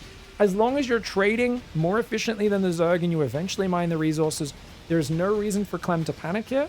And he should be replacing the turrets, replacing the tanks. I think a few Widow Mines would be nice, because right now he's relying on pure Ghost to deal with Zerglings. Also, remember, Ghosts got nerfed. I didn't mention it, guys. Ghost's attack got nerfed. They only do 15 damage now. So it's still flat damage versus armored and light, but it's 15 damage a shot, down from 20 before the hotfix. I just remembered that. You guys let me know if there's any other changes I forgot to mention here. So many things that have changed. 20 damage Ghost was insane, but remember, back in 12 Workers, they always did 20 damage against Zerglings. They would always 2-shot them. Now they always 3-shot Zerglings. So they are nerfed against Zerglings. Against Banelings, they're always going to 3-shot them, same as before. No, and before, yeah, because Banelings aren't light units. So against Banelings, they're exactly the same. Against Zerglings, they're worse. In this matchup, those are the only 2 things that matter. The Ghost's regular attack has been nerfed. And remember, it's 3 supply now. So you don't have as many, like the Ghosts, you've got 27 Ghosts, but that's a way bigger percentage of your army supply. The Ghost is actually nerfed in the late game in this matchup. That's something I didn't think about until now. Just its regular fighting ability, heavily nerfed. Now, is that lower gas going to affect Clem way more than Serral in the end game, guys? Oh, he's doing the Broodlord swap. 23 Broods against 28 Ghosts. He finally gets scanned. There's no Thors, no Vikings. The problem here is if you go forward to snipe, the Banes and the Infestors are going to jump on your face. You normally want some Vikings and Thors to poke and prod at the Broods. There's no anti-air. He has no anti-air, guys. Ghosts come forward from the left side. Doesn't use Cloak just yet, but he does already snipe 1 Broodlord. That's 1 Broodlord, 2 Broodlords, sorry. 2 Broodlords go down. Ling's in the bottom left, though, clearing the base. Clem on mass Ghost right now. Most people would build Vikings. Most people would build Thors, not Clem. Clem has 3-3 for the Thors. He doesn't have any Viking upgrades, so understandably Thors would be the better choice. He's going to rebuild a few SCVs to mine out these bottom side bases. Serral, his bank is no longer bigger than Clem's. Clem, I believe, is winning this game right now, but remember the immense amount of value that is put into squads like this. He has a few ghost squads like this on the map. The amount of resources into that, the amount of supply, resources, minerals, gas, and time, and one fungal and a bunch of banelings, and it all goes bye-bye. Now, there's only 15 banes on the map, so engineering that situation for Serral, going to be near impossible. But I need to mention it because there's a lot more execution in endgame than people give it credit for. We always go, no, Terran should always win, Protoss should always win, Zerg should always win, depending on what side of the equation they're on. And then they see even a rank 10 pro gamer almost always loses to the top 3 pro gamer in this situation, no matter what the matchup is. And I'll say it's not skill-based. It's the only way to protect your ego. Does get some good snipes off, but he's got to be careful, guys. Both sides have got to be careful. If the snipes come in, the oversight is really good. Okay, so guys, 14 ghosts have died for 5 broodlords. Okay, keep it. We'll look at those numbers and see how that expands or contracts for either side. Command center goes down. Lovely push for Serral. This is, by the way, my prediction of the game ending at 25 minutes with like a tempo broodlord swap coming in and clearing him up. Totally incorrect. I was completely wrong on that. I don't know why I had that spidey sense, but I did. I was totally wrong. Clem has turtled up very well, has withstood the avalanche, has gotten to a very good economic late game position. And now, broodlords, infestors, dancing around the map. 28 ghosts. And he's building more. I think he's building too many ghosts. So here's the thing, guys. There is a point of units, there is a density where there is no way you're going to use them effectively, and I think 20 ghosts is at that point. He's going to get a double snipe off. Nice transfuse. He chain transfuses.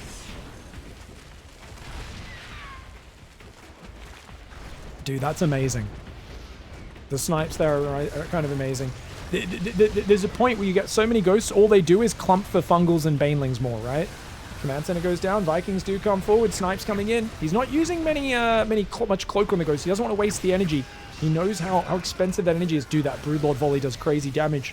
Serral bullying him. He's got this high ground here. 15,000 resources lost. Favor of Clem right now. But remember, Clem's losing a lot of gas units. And his gas bank seems to be a bit lower right now. He needs to get these gases back up mining in the corner. There's another 2,000 plus gas there. And gas is going to be the thing that runs short in this game. Oh my gosh. Dude. Look at how many, you see the ghosts all get stuck behind each other coming in like this, and he gets a few snipes off, but also the tanks are killing his own ghosts. I think he should unsiege all the tanks. Guys, there's no Ling Bane anyway. He needs to unsiege the tanks. The tanks are doing more friendly fire than anything. Clem's tanks are murdering his own ghosts right now. He's got to unsiege the tanks. There is nothing on the ground threatening for Zerg other than a few infestors, and as annoying as they are, I think EMP can deal with that. Clem, he has full scans. He's got to get off this mass siege tank. He's still building siege tanks. He's just killed so many of his own ghosts. Guys, we checked before. It was 14 ghosts. He's lost 18 ghosts for 8 broodlords since then. 18 ghosts for 8 broodlords. That is great trading for Serral. That's really good trading. Units lost tab has closed to now 14,000 between the two. He's attacking his own command center. Clem, shades of MMA right now. He needs to get these tanks out of this army, but now there's more Ultraling Bane Infestor. Now he needs the siege tanks. This is why Liberators are better than siege tanks, because they don't friendly fire, but they do the same job of long-range siege that can zone out the infestors. You can see the ghosts here really struggling with that tank friendly fire. The Thor did go down earlier. There's still 19 broodlords poking in and out. He wants to force Clem into this awkward Viking Thor army and then overwhelm with the Lingbane Infestor. Ghosts are sniping, but a bunch of them die to the siege tank friendly fire. The Ultraling Bane threatens forward, but it pulls back. The command center goes down. Serral is bullying Clem back in the late game. How fascinating is this? The siege tanks, I think, are a big mistake here for Clem. Being on tanks still this late in the game is an issue, and Serral has found a way to bully his opponent with really good mixed arms combat. The broodlords poke in and out, and you can see the tanks are so bloody good for Serral. They are massive damage dealers. Broodlings don't do that much damage. The broodlord strike only does 26 damage a shot. The broodlings themselves nibble pretty slowly. The Vikings find some good damage, but remember, they only have +1 ship weapons, so the corruptors will eat them. 3/3 corruptors with fungal catching them. That orbital's going to go down as well. The broods come forward. Here, the broods are a little bit scattered. The ghosts will land some big snipes, but their tanks are doing crazy friendly fire to their own units whenever the broodlings get on their face. Will the ghosts be able to deal with this? The broodlords are struggling. We We do see those Corruptors chase down the last Vikings on the right side, and the Broodlords are pushing him back. Clem getting pushed into the corner. He's out. He's out of gas. He's out of gas. He never continued mining the gas fully in the bottom left side, and those are the most important ones. These gases here he didn't manage to get. Serral's going to take that base off him. He needs to swap into marine production now, and that is a disaster for Clem, who's going to find himself taking massive, massive damage. Oh me, oh my. There are few remaining ghosts, not with good energy. He's killed 26 Broodlords, guys. So he did kill another 18 Broodlords, but he lost a ton more ghosts, Vikings, tanks, command centers, everything on the ground to do it. The Marines are trying to stem back. You can see the Lingbane coming in right now, overwhelming the Terran army. And he's going to pick up and pull backwards. Clem trying to hold ground, but it's just so hard against these Broodlords moving in. And with Serral stealing this last base, oh man, that forces Clem to do something about it, but he's just not able to. Funnily enough, you can see how much less damage the Broodlords do now that there's no siege tanks left. But Clem, he is going to throw in the towel, moves up the ramp, gets overwhelmed. And I don't know if I learned anything from that game. A lot of people, they go, okay, now we know Zerg late game beats Terran late game. I don't know that at all from that game. I think anyone who draws that conclusion is jumping to conclusions. I think what we know is that tanks kill their own units and Broodlords counter tanks, which is something I've been talking about for a long time. I've always said when a Terran has more than 10 siege tanks, Broodlords are always a good choice, even if it's just a few Broodlords to mix in. I haven't quite seen it like that, though, where the Terran let the siege tanks friendly fire themselves as much as they did. I think that was a crucial mistake for Clem. I think even if he abandoned the base, pulled back, kept his ghosts alive, that would have been good. But I also think he was way overcommitted to ghosts. He was on a pure ghost tank composition. I think 25 ghosts is already the absolute limit of where you want to go. But if you look at this ghost count, he was going up to about 30 ghosts. It was pure ghost siege tank. And I think that's just too much. I think as nice as the tanks are, because they're easy to use, they're good for securing bases, I think 15 tanks is kind of the absolute max. I also think it's really good to have lots of factories with tech labs. I like that he was rebuilding this tech lab, because you do want to be able to quickly build a few Thors. I think if you can get a few Thors up front with Vikings, that's going to be great. And we all know the ultimate Terran late game comp is normally ghosts, libs, hellbats, and then potentially some Thors or Vikings mixed in if your opponent's heavy on broods.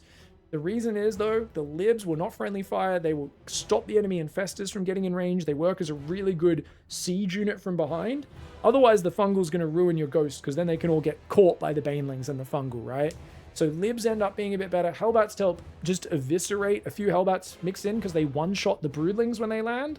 So all the broodlords shoot out, and if you have some Hellbats mixed in your ghosts, they one-shot the broodlings.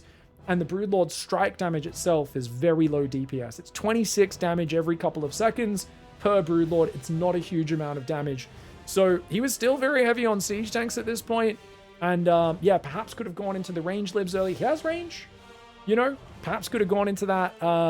Definitely needed to unsiege his tanks, maybe give up a position, adjust his composition. And I think he had plenty of time to do that earlier. But hey, first time using the new Ghost, they're a bit more supply heavy. We've heard that they're just broken and ultras and broods are useless and dead. I think Serral's once again showing us, I've said, I'm not going to jump to conclusions. I'm really waiting to see how Serral plays these units and whether or not he still makes them look good, what the interactions look like when you have Serral versus Maru, Serral versus Clem. And I think we learned here that there's still a lot to be learned.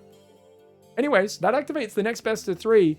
Clem is not dead. He's got a reset. Let's hope he can mentally recharge and go into the next best of 3 with a renewed attitude.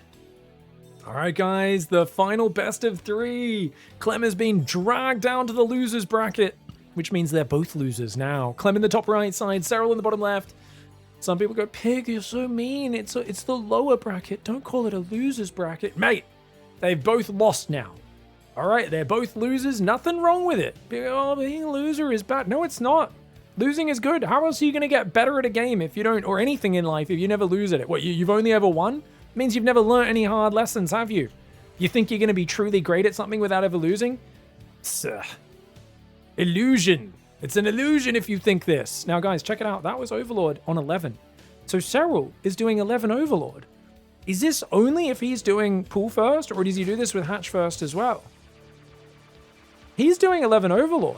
Is this more efficient than the 12 Overlord into Extractor trick that Lambo and the other Zergs have been doing? Oh no. Has Serral figured something? I think Serral is literally, I don't think he spent any time practicing for this tournament. I mean, from what I heard, him and Raynor were watching a Protoss match. They didn't even know that Protoss gateways produce faster when they're not in warp gate mode. And Harstem is so, like, Harstem didn't even correct them because they just kept going, Skillis is bad. Why is he not making warp gates? Skillis is bad. Turns out, Harstem was kind of confused. He's like, I think this is fine, guys.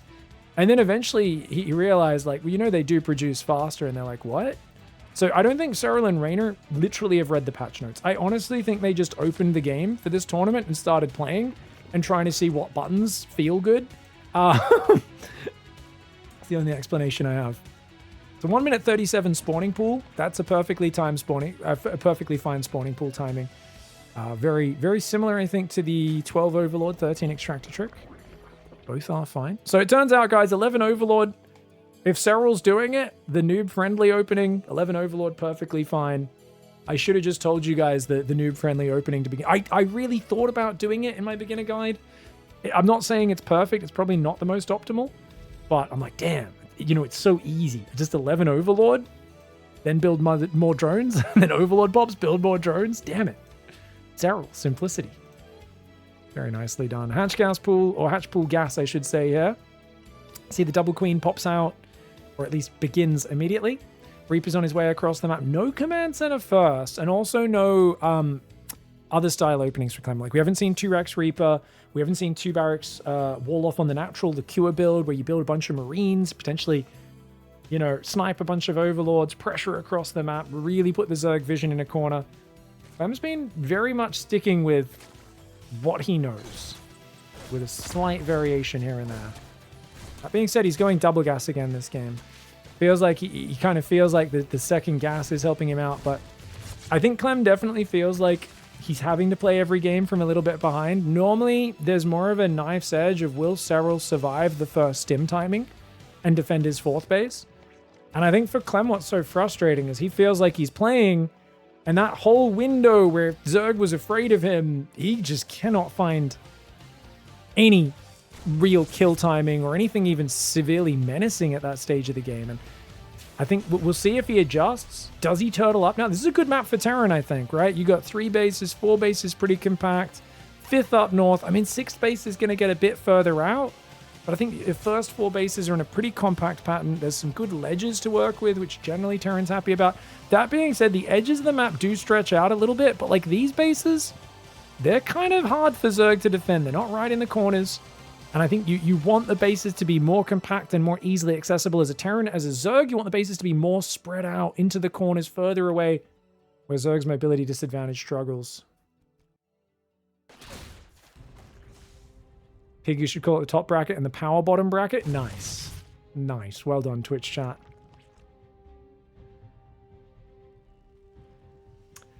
It's not true, Pig. If you never lose, you actually learn how to not lose. You're just good. Yes. And these people definitely exist without using cheat codes in single-player games only. Mm-hmm. Armory's on the way. Oh, Hellbat timing. Sorry, guys. He's going to be going for 4 Marines in a medevac, and Hellbat's old school, baby. I was wondering how this Hellbat timing would look on this patch. Oh, my God. It gets spotted. It gets spotted immediately. Oh, no. That's so bad. Spinecrawler goes down instantly. Serral was going for a lair here behind the 3rd base. He was trying to get away with some greed. But now he's got time to get that 5th queen out, to get his Spinecrawler up. He's going to try and micro backwards. The Ling counterattack is always the scariest thing when you do this build. Clem needs to realize that because this got spotted, 100% he was going to go for this. But the Hellions, oh God, he's got to be careful. Clem's so focused on the front. He's tunnel visioning. Evo Chamber wall-off comes up, buys him a few seconds of time. Spinecrawler not quite ready. Damn, dude, I thought that Spine would have plenty of time to finish, but apparently not. Serral already losing a queen. Lings on the other side are still fighting at the same time. Spinecrawler comes up, starts to give some hentai to those Hellbats. They are not enjoying it. They are not weebs. The queen, though, oh my gosh, he didn't transfuse the Spine. Big mistake for Serral. Serral finds himself in a bit of doo-doo here. The queen, she's going to fall back in the red. The Hellbat Marine, is it enough, though? I think the Hellbats are low enough. The Zerglings can now clean this up. The Marines do get left behind there. The medevac has to pull back, and 6 SCVs go down. That is a disaster. If the Zerg realizes it's this Hellbat timing, The Link counter attack has always been the counter, and you have to be ready for that, but Clem didn't quite clock it. He's been a long time since he played this build, probably, and he forgot about that factor. If it gets scouted, you have to be ready for the counter, either with a quick wall-off or something else. He wasn't, and that scout was tragic. So I think this is a very different situation, and this is a good build. I think this is clearly a good build. I think a lot of people look at this, they draw the wrong conclusions. If there's one thing I know from reading YouTube and Twitch chat comments, people basically mostly fall victim to a results or an outcome or results focused mindset rather than a systems focused mindset. So if you look at this and you go, this build is bad, you are completely incorrect. That was a free win against Serral's build. Perfect hard counter build order if it doesn't get scouted. Why? Serral's going fast lair behind a fast third. He doesn't have a Roach Warren or a Baneling Nest. He didn't even build one reactively. If that Ling doesn't see what's going on, this is an entirely different game. But beautiful scouting by Serral as always. We always talk about the myth of the Serral Zergling. It's a Zergling where back in his first year dominating, he would always get in your base with a Zergling and see everything right at the moment when you didn't want him to see it. And you can see, look how quickly he saw that. We're on Serral's camera. Look how quickly he throws a spine crawler down. Within a second of him seeing that medevac, Marines loading in, he's like, whoa, there's a Hellbat timing, quick. And he grabs all his existing Zerglings. 5 Zerglings end up ruining the economy behind this and distracting him. I mean, this could have been absolutely lights out if it was not seen ahead of time. He also kills the Reaper before the push even starts. Has time to set up an Evo chamber wall off. This is huge. This is a huge win. I think the build is good, especially if Serral's being greedy. You're still hitting a 5-minute timing with 6 Hellbats, a medevac, and 4 Marines.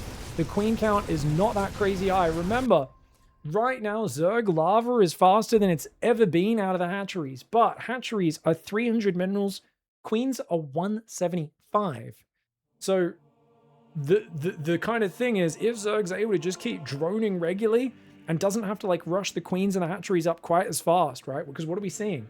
Zergs are going a bit later thirds with a lot of their builds, fast 2 bases. They're constantly building drones. And if they're able to get that drone count up, they can kind of just get too big. And then, you know, they're just out of control. But are they more vulnerable to timings like this? I mean, he only had 5 queens ready. He didn't even have extra queens building. I guess he has a 6th one on the way, actually. It feels like, yeah, maybe. I don't know. I'm not sure. But definitely with the build he was doing, where I think he was trying to rush... I don't know what he was trying to rush, probably Mutalisks. I think he was probably going to try and get up his Spire, get up some gases. I think Serral was trying to get away with a bit of a greedy build here. I don't know for sure. We can't tell because obviously he scouted this so early, so we didn't get to see what his normal gas timings would be. But as it is, he was trying something a little bit cheeky. This should have been a really good build to punish him. Unfortunately, falls flat. The counterattack just does so much damage, and that's going to be a GG. All right, guys, rough game there for Clem. So unfortunate, but that Zergling running in at the perfect time. If he at least raised the depots there, I don't know if that Zergling gets the info.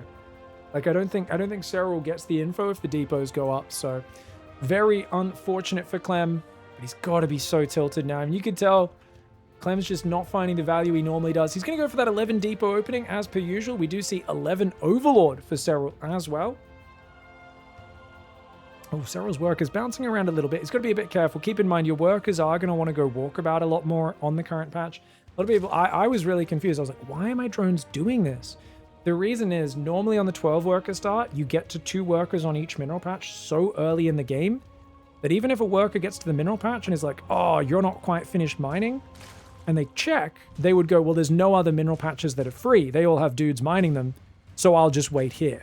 But in the current thing, if your worker gets to the mineral patch and is there just a fraction of a second too early while the other worker's still mining, they go, oh, there's a free mineral patch here, and here, and here. They'll go to a random one and they'll bounce around. So that's kind of the funny little thing that is different with this 8 worker versus 12 worker start, that I'd forgotten that in the old 6 worker start, it was tough on maps with good minerals. The minerals are nice and close to your hatchery. It's kind of tough to keep your workers doubled up nicely. So we are going to see a 17 pool. So I think this was 15. Was it 15 hatchery or 16 hatchery? I think he's been going 16 hatchery, 17 pool. Solid opening here for Serral. I've been doing 15 hatchery, but I guess if you're doing 17 pool, 16 hatch, 17 pool is fine. Of course, I do a lot of drone scouting and harassing as well, so my builds are a little bit more chaotic.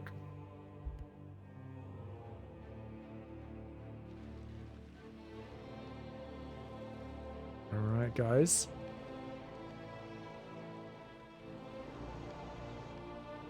Command center coming up here on the natural. It's going to be 18 supply command center, completely standard. He did SCV scout this game. Clem does not want to take chances.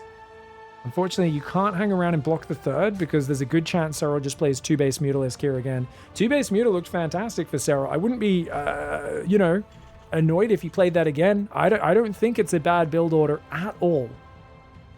Gotten away with the hatchery first for now. Of course, the Reaper is going to cause a bit of damage. He's only built 2 Zerglings for now. Does he build any more? Got up to 4 Zerglings. Is Serral... And he's got Lava idle right now. He's not droning. Huh? Was he literally just doing that to keep them safe? Oh, he did. He purposefully held onto his lava until closer to when the queen was out. Wow. Okay, because he doesn't want to spend money building a spore to keep them safe. That's so funny. Oh, wow. Just the little adjustments Serral does are so beautiful. It's already injected the natural. This queen wants to throw a creep tumor down. He wants to send both queens to the natural, but that Reaper threatening. Just going to put it here to connect the bases instead. Ooh, and Clem doing Clem things. Gets himself that snipe. Oh, he's so annoying, isn't he? He's going to go for the second gas. No more 3cc in this series. Ah, such a bummer that Hellbat timing didn't work. I really think that Hellbat timing. That Zergling doesn't get in there right then. It feels like that should disrupt Serral's rhythm and bounce this series back. Remember, guys, these guys played a similar circumstance in Maestros. Last year, Maestros won in Paris. Serral won, I think it was 4-2 in the finals. And then the bracket reset happened, but Clem came out and just swiftly dispatched him with some timing attacks and got the 2-0 despite losing the first series. But that was not as dominant in the first series as this one's been. I mean, 4-0 Serral versus Clem. When was the last time we saw that? And you know what's really funny as well, guys? Because balance is... Oh, hold on. Reaper goes down. Oh, Hellions are going to dart in. Zergling's going to try and dance around. Hellions running forwards and back. Balance is so hard to judge because it's so subjective and we're always comparing to the most recent state of relative balance. So it's always like this patch right now, this clearly looks a bit better for Zerg than Terran, right? But was it better for Terran than Zerg before? And this is like the thing I've always said is like, you know, the guys who claim Serral's not the GOAT and it's Maru? I've always said those guys' best argument is basically, there's a subset of guys I see on the forums who are like, well, Terran's just harder and has always been the weaker race. And I'm like, if you guys actually want to believe Maru's the GOAT and not Serral, that is your best argument. Your best argument is if you truly believe that basically Terran's always had the short straw in terms of balance, and it's just been way harder for Maru to achieve results than Serral, then you can actually, yeah, like I'm like, okay, that sounds like a valid viewpoint for you to hold. If that, then that. I don't necessarily agree with it, but I also don't like, I feel like it's like such a hard thing to even debate. You're just kind of like, I don't know, I feel like we're just talking about our feelings right now, man.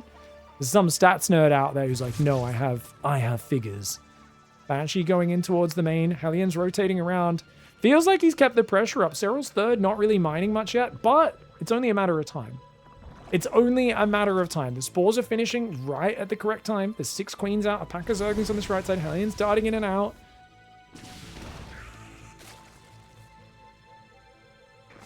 Banshee rotating around, looking for more damage. Oh, Overseer's here. They're only going to get a few workers. Clem. I mean, he sees just a perfectly timed response. Carapace is already on the way. Serral didn't have the money for melee. He needs to start that one as well. I'd be worried about him remembering this, but of course this is Serral, and he will check it very soon. Of course, Clem's activity, keeping him busy though, is delaying it just by keeping Serral distracted. I wouldn't count on that for very long. Serral's very methodical about checking upgrades. Feels like he's kind of built into his play double checking those upgrade timings, and there we go. Yeah, very little delay considering the pressure he was under. Hellions are getting the Zerglings on top of them. 2 Hellions go down, but a few Zerglings fall. Banshee's damaged a little bit, but not really gone down.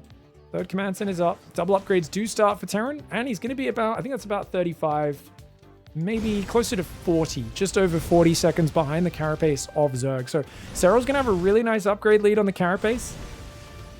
Hellions damaging this. Banshee's sneaking in the right side. Could grab a few drones and get out. This right side mineral patch very exposed, but Spore Crawler does so much damage, doesn't it? Oh, good micro. Good micro on the Queen by Serral. Pushes the Banshees away. Yeah, he loses 3 drones, but look at the units lost tab. 2 aliens and a Reaper. You've only killed 6 drones, a couple Zerglings. It does feel like Serral gets to 4 base, largely unmolested. He's in a pretty good spot. That being said, his creep spread is nowhere near what it used to be. And this is actually another thing that I haven't even talked about much in this series that I'm thinking about. The creep is slower to spread now, right, guys? I'm not imagining this, yeah? There's so many changes, so many mods I've played in recent months. I'm pretty sure they slowed down creep spread, but also slowed down the rate at which it recedes. It feels like that combined with Queens being more expensive. Zerg does have less dominant map control. And even if they get ahead on this supply, they're not in that position where creep's halfway across the map and exploding like crazy. Chat confirms you're not imagining it. It is slowed down. Look at this tank push. Oh, already got a tank here. Serral does not have Bane speed just yet, but it's about to kick in. He does not want to give up this base.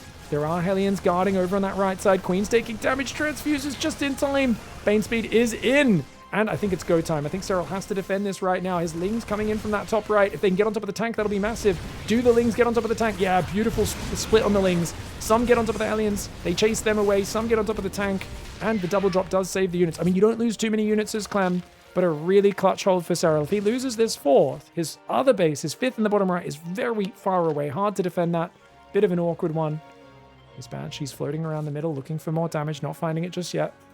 Really important to start 2-2 immediately, because +2 carapace is already on the way, guys. He's already 45 seconds complete on that. Okay, picking up, dropping forwards. 4th command center has started. A bunch more reactors building, as Clem, of course, goes up to 5 barracks. He's got the 2nd factory building, 4th command center. More drops moving forward. He's going to join these. Oh, he's going to go for a big attempted snipe, maybe. Queens do take down one of the Banshees. He could try to drop the main, and then when the units pull back, stim in on this hatchery. The hatchery is so wounded, 700 hit points. Oh, Clem is hoping that Serral just gets slightly out of position. He can just snipe the hatchery. There's no way. The Banes are close by, really tight defense, and the Infestors are here. Gonna pick up, boost towards the main base. Could unload on these Zerglings. Zerglings will take out a few of them. Right, he picks up, drops again. Yeah, about 5 or 6 Marines will go down very quickly, and then he does pick up and pull away as the Spore Crawler's coming in. Banshee on the right side will go down as well. Serral cleaning up all the problems on this map, and Clem feels like he's on an uphill battle right now. Down 25 supply here going into this early late game stage, and even with the lack of creep spread, which I think is a bit more uncharacteristic for the European Zergs who really focus on that creep. This is very common for a guy like Solar, for instance, and generally when you're playing Clem, it's not uncommon for him to have your creep contained like this. The fact is, you've got Infestors, Burrow, +2 carapace. These drops are so dangerous with Fungal available. Any missteps for him, and he will get punished. You know, Clem was thinking about dropping Marines on the Infestor for a second there. Dancing around, looking for damage. Oh, these Overlords are really good. By the way, guys, you can drop tanks on these ledges and utilize them all around this map. Clem has not used them yet. I'd love to see him use them. There are some in the middle of the map as well. They're not quite in range of these first 5 bases of Zerg. They'll be more useful later on in the game if we go to late game. Picks up some units there, pulls away. Very nice micro here. Serral's going to watch out. There is a Widow Mine right there. Clem's going to try and bait him into it. And gets a decent little shot. Picks up the Marines at the last second, but the tank does go down. You can also put Lurkers on those ledges. I was going to put Lurkers on those ledges in our Big Brain Bouts match against Demu a month or 2 ago. Didn't quite manage to get there because he went Battle Mech on this map, guys. We still haven't seen a pro do it in a pro tournament. I was sad I couldn't do it in a show match. SCV's pulling back. Lingbane from both sides. Dude, is he just going to roll him? Oh, no, no, no, no, no. The Banelings. Okay, they do pull back. They're not going to get the SCVs. The Marines come back. A Fungal lands. The Infestor goes down. Baneling does connect somewhat. The Zerglings, I think there's just enough Marines with so many medevacs to hold on there. Clem, though, is way down in supply. He loses 9 workers. There are Zerglings that have forced his 4th to lift, and Serral is just swarming over Clem. You can see the confidence just growing here. And Clem feeling like he's playing from behind this whole series long, struggling on this new patch against Serral. Serral with such smooth openings, such powerful advantages from the early game, and so many cute little details. I mean, the delay on building the drones on the natural until after the Queen was a bit closer to being built. Just cute little things like that, little details. Serral has already added in. Widow Mine drops, an excellent idea. When you're behind, Widow Mine drops are one of the best ways to get back in the game. That's way too many medevacs on the front. He sees the Ultras. He sees the 2-2. His own 2-2 finally about to kick in. You can just see how much Lingbane Ultra's coming across. Clem cannot hold on. And he goes out with a whimper rather than a bang. A 6-0. What a stark contrast that is to the Clem versus Raynor match. Even then, a lot of those games were shockingly competitive in terms of how close they were. Because it definitely felt like a lot of these games, Clem was going to the later stages a bit behind. I really wonder, people out there, is Zerg just broken now? That being said, is Clem's build order good as well? Because I think the one thing I really want to ask, and I'm going to be looking through the other Terran's replays, are people playing Command Center first more? Beyond's played a lot of Command Center first, and I feel like it's put him in much more competitive positions in his games against Solar than what I saw with Clem against Serral going into the late game. People can say, oh, Solar's no Serral, but they are very closely, like close level in ZVT, Serral and Solar. Serral is better, more consistent, and also has a lot more variety, I would say. Solar's a bit more predictable is his bigger weakness. But I do think this opening, I'm not sure if I like it. I really wonder if Clem could optimize his opening a little bit more, because it doesn't feel like the Reaper's achieving so much. It does feel like Zerg's happier to delay their third. You're not able to like hang around with the SCV and the Reaper denying the third and really disrupting the opening. And it does feel like even though the Reaper still forces a bit of a response with Zerglings and delaying some drones, is it worth taking a gas this early? The fact that we are almost 3 minutes and we're still only at 12 or 13 workers on minerals, it feels like Clem is giving up so much mining in the early game. And for me, this feels wrong in terms of the opening. So it's not so much whether or not he goes second gas for more pressure or not. It's more that it just takes so long to finish saturating the main. Whereas if you do this style of build order on 12 workers, your main base is fully mining a fair bit earlier. Now, obviously, if you don't play a Reaper opening, you maybe have to go Hellions early to get some damage. You don't have the Reaper regenerating, giving you that recyclable pressure. Zerg's going to be getting away with immediate greed a little bit more, but you can still go Hellions off of that. You can delay the gas a little bit, Command Center first, and get the Hellions out not too much later than this, right? I feel like it's not that delayed if you skip the Reaper, and then you can go like Command Center, Barracks, gas, and get the factory up pretty quick. I'm not sure. I really need to study those builds. I hope we can see more Maru games as well. But to me, it felt like Clem had 2 openings he showed us in this series. Both were off the exact same 13 Barracks, 14 gas. Barracks doesn't do anything for a few seconds, makes the early orbital, goes into Reaper opening. And then there was an option where he went 3 Command Center very early. His Hellions weren't building for a long time, gave Serral a bit too much room. And then instead he swapped to the second gas, more continual Hellion production, diving in, Banshees, looking for damage, and then adding the 3rd Command Center at about 5 minutes, I think it goes down. If memory serves. Yeah, just before 5 minutes is when that was consistently going down. So yeah, I mean, it's not a bad build. It's clearly not like, this is not trash. Oh my god, Clem's build is the worst. He's so bad. But definitely Serral felt like he was getting ahead. And once we were getting to this 3 to 4 base stage, there were some games where it was more competitive than others. There was quite a few games where it felt like Serral, if he was able to defend this first big, like this sort of pressure timing, which was so deadly on earlier patches, seemed to fall flat on this in this finals. Like, I think this he was trying to still commit to these kind of familiar sort of marine tank or marine hellbat timings.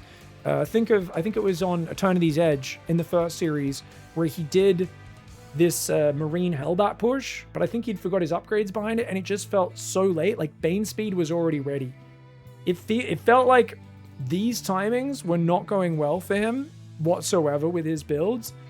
I think there's so much for me to digest and think about here. As always, I'm not one to jump to conclusions. I'd say first impressions, Zerg's looking pretty good on this patch, but Serral's going to Serral. And I hope Clem experiments a bit more. I really hope to watch some more Terrans as well. I think there's this big problem that happens where I cast so many Clem's games because he's in the semis and the finals. And he's just one guy. And he's one guy who's very mechanical, but he's never really had, in my opinion, the creativity of like a TY or a Gumiho, or one of these guys who's a real weird tinkerer of build orders. Like, I always think Beyond and Maru, as clever as they are, I think they would always draw a lot from your TYs. Kua, I really am curious to see what Kua does, because Kua plays his own style 100%, and we'll see exactly how this plays out. I do think there's this weird bonus where the main base mining out slower does help Terran and Protoss more, but it doesn't kick in until 8.5 to 11.5 minutes. you get a boat boost as Terran compared to pre-patch with the way the minerals are. That's something that, so there's this point where often Terran was feeling behind at this point, but I think if we don't take too many losing trades, being able to keep mining in that main a bit longer is really quite nice, because those mineral patches do last a bit longer. Does it make up for, obviously, this position? No. In this game, Serral had out-traded him, crushed his attack, got back to droning, has high finished, 85 workers. I mean, this is a disgusting lead for Serral in this game. I think there's a lot of details you can look at in this one specifically, but so many questions about the Terran build orders, the TVZ build orders, and what the focus should be for both sides. I also love that we got to see a late game in this series, but Ghosts versus Broodlords, I don't think Clem played it optimally with the Mass Ghost Siege Tank. Really curious to see a few more runbacks of that sort of situation where he has some Hellbats mixed in to clear the Broodlings, unsieges his tanks or trades them out, swaps them for libs, and plays that style very differently. Because it does feel like the siege tanks did a lot of friendly fire and did a lot of work for Serral in that game. So I'd love to see that one get ran back. Anyways, great finals for Serral. Great result for him, getting the 6-0, working his way through the losers bracket, guys. But GG, well played. And very glad that HomeStory Cup were brave enough to take the advice of the players, play this on the live patch to get more games and more feedback. We're going to be casting a lot more of these games, highlight matches from throughout the tournament over the coming days, trying to analyze, digest, and take a look at this new patch and kind of understand where the timings move to, what's better, what's worse, and what we as players should be focusing on from each angle of each matchup. Catch you guys next time. Don't forget to check out the Patreon. Big thanks to everyone who's supporting there. Peden, Dragosar, Oko HR, conductors of the D-Town Express, as well as everyone else here. If you guys want to support, links down below in the description. We'll see you guys next time. Goodbye and good night.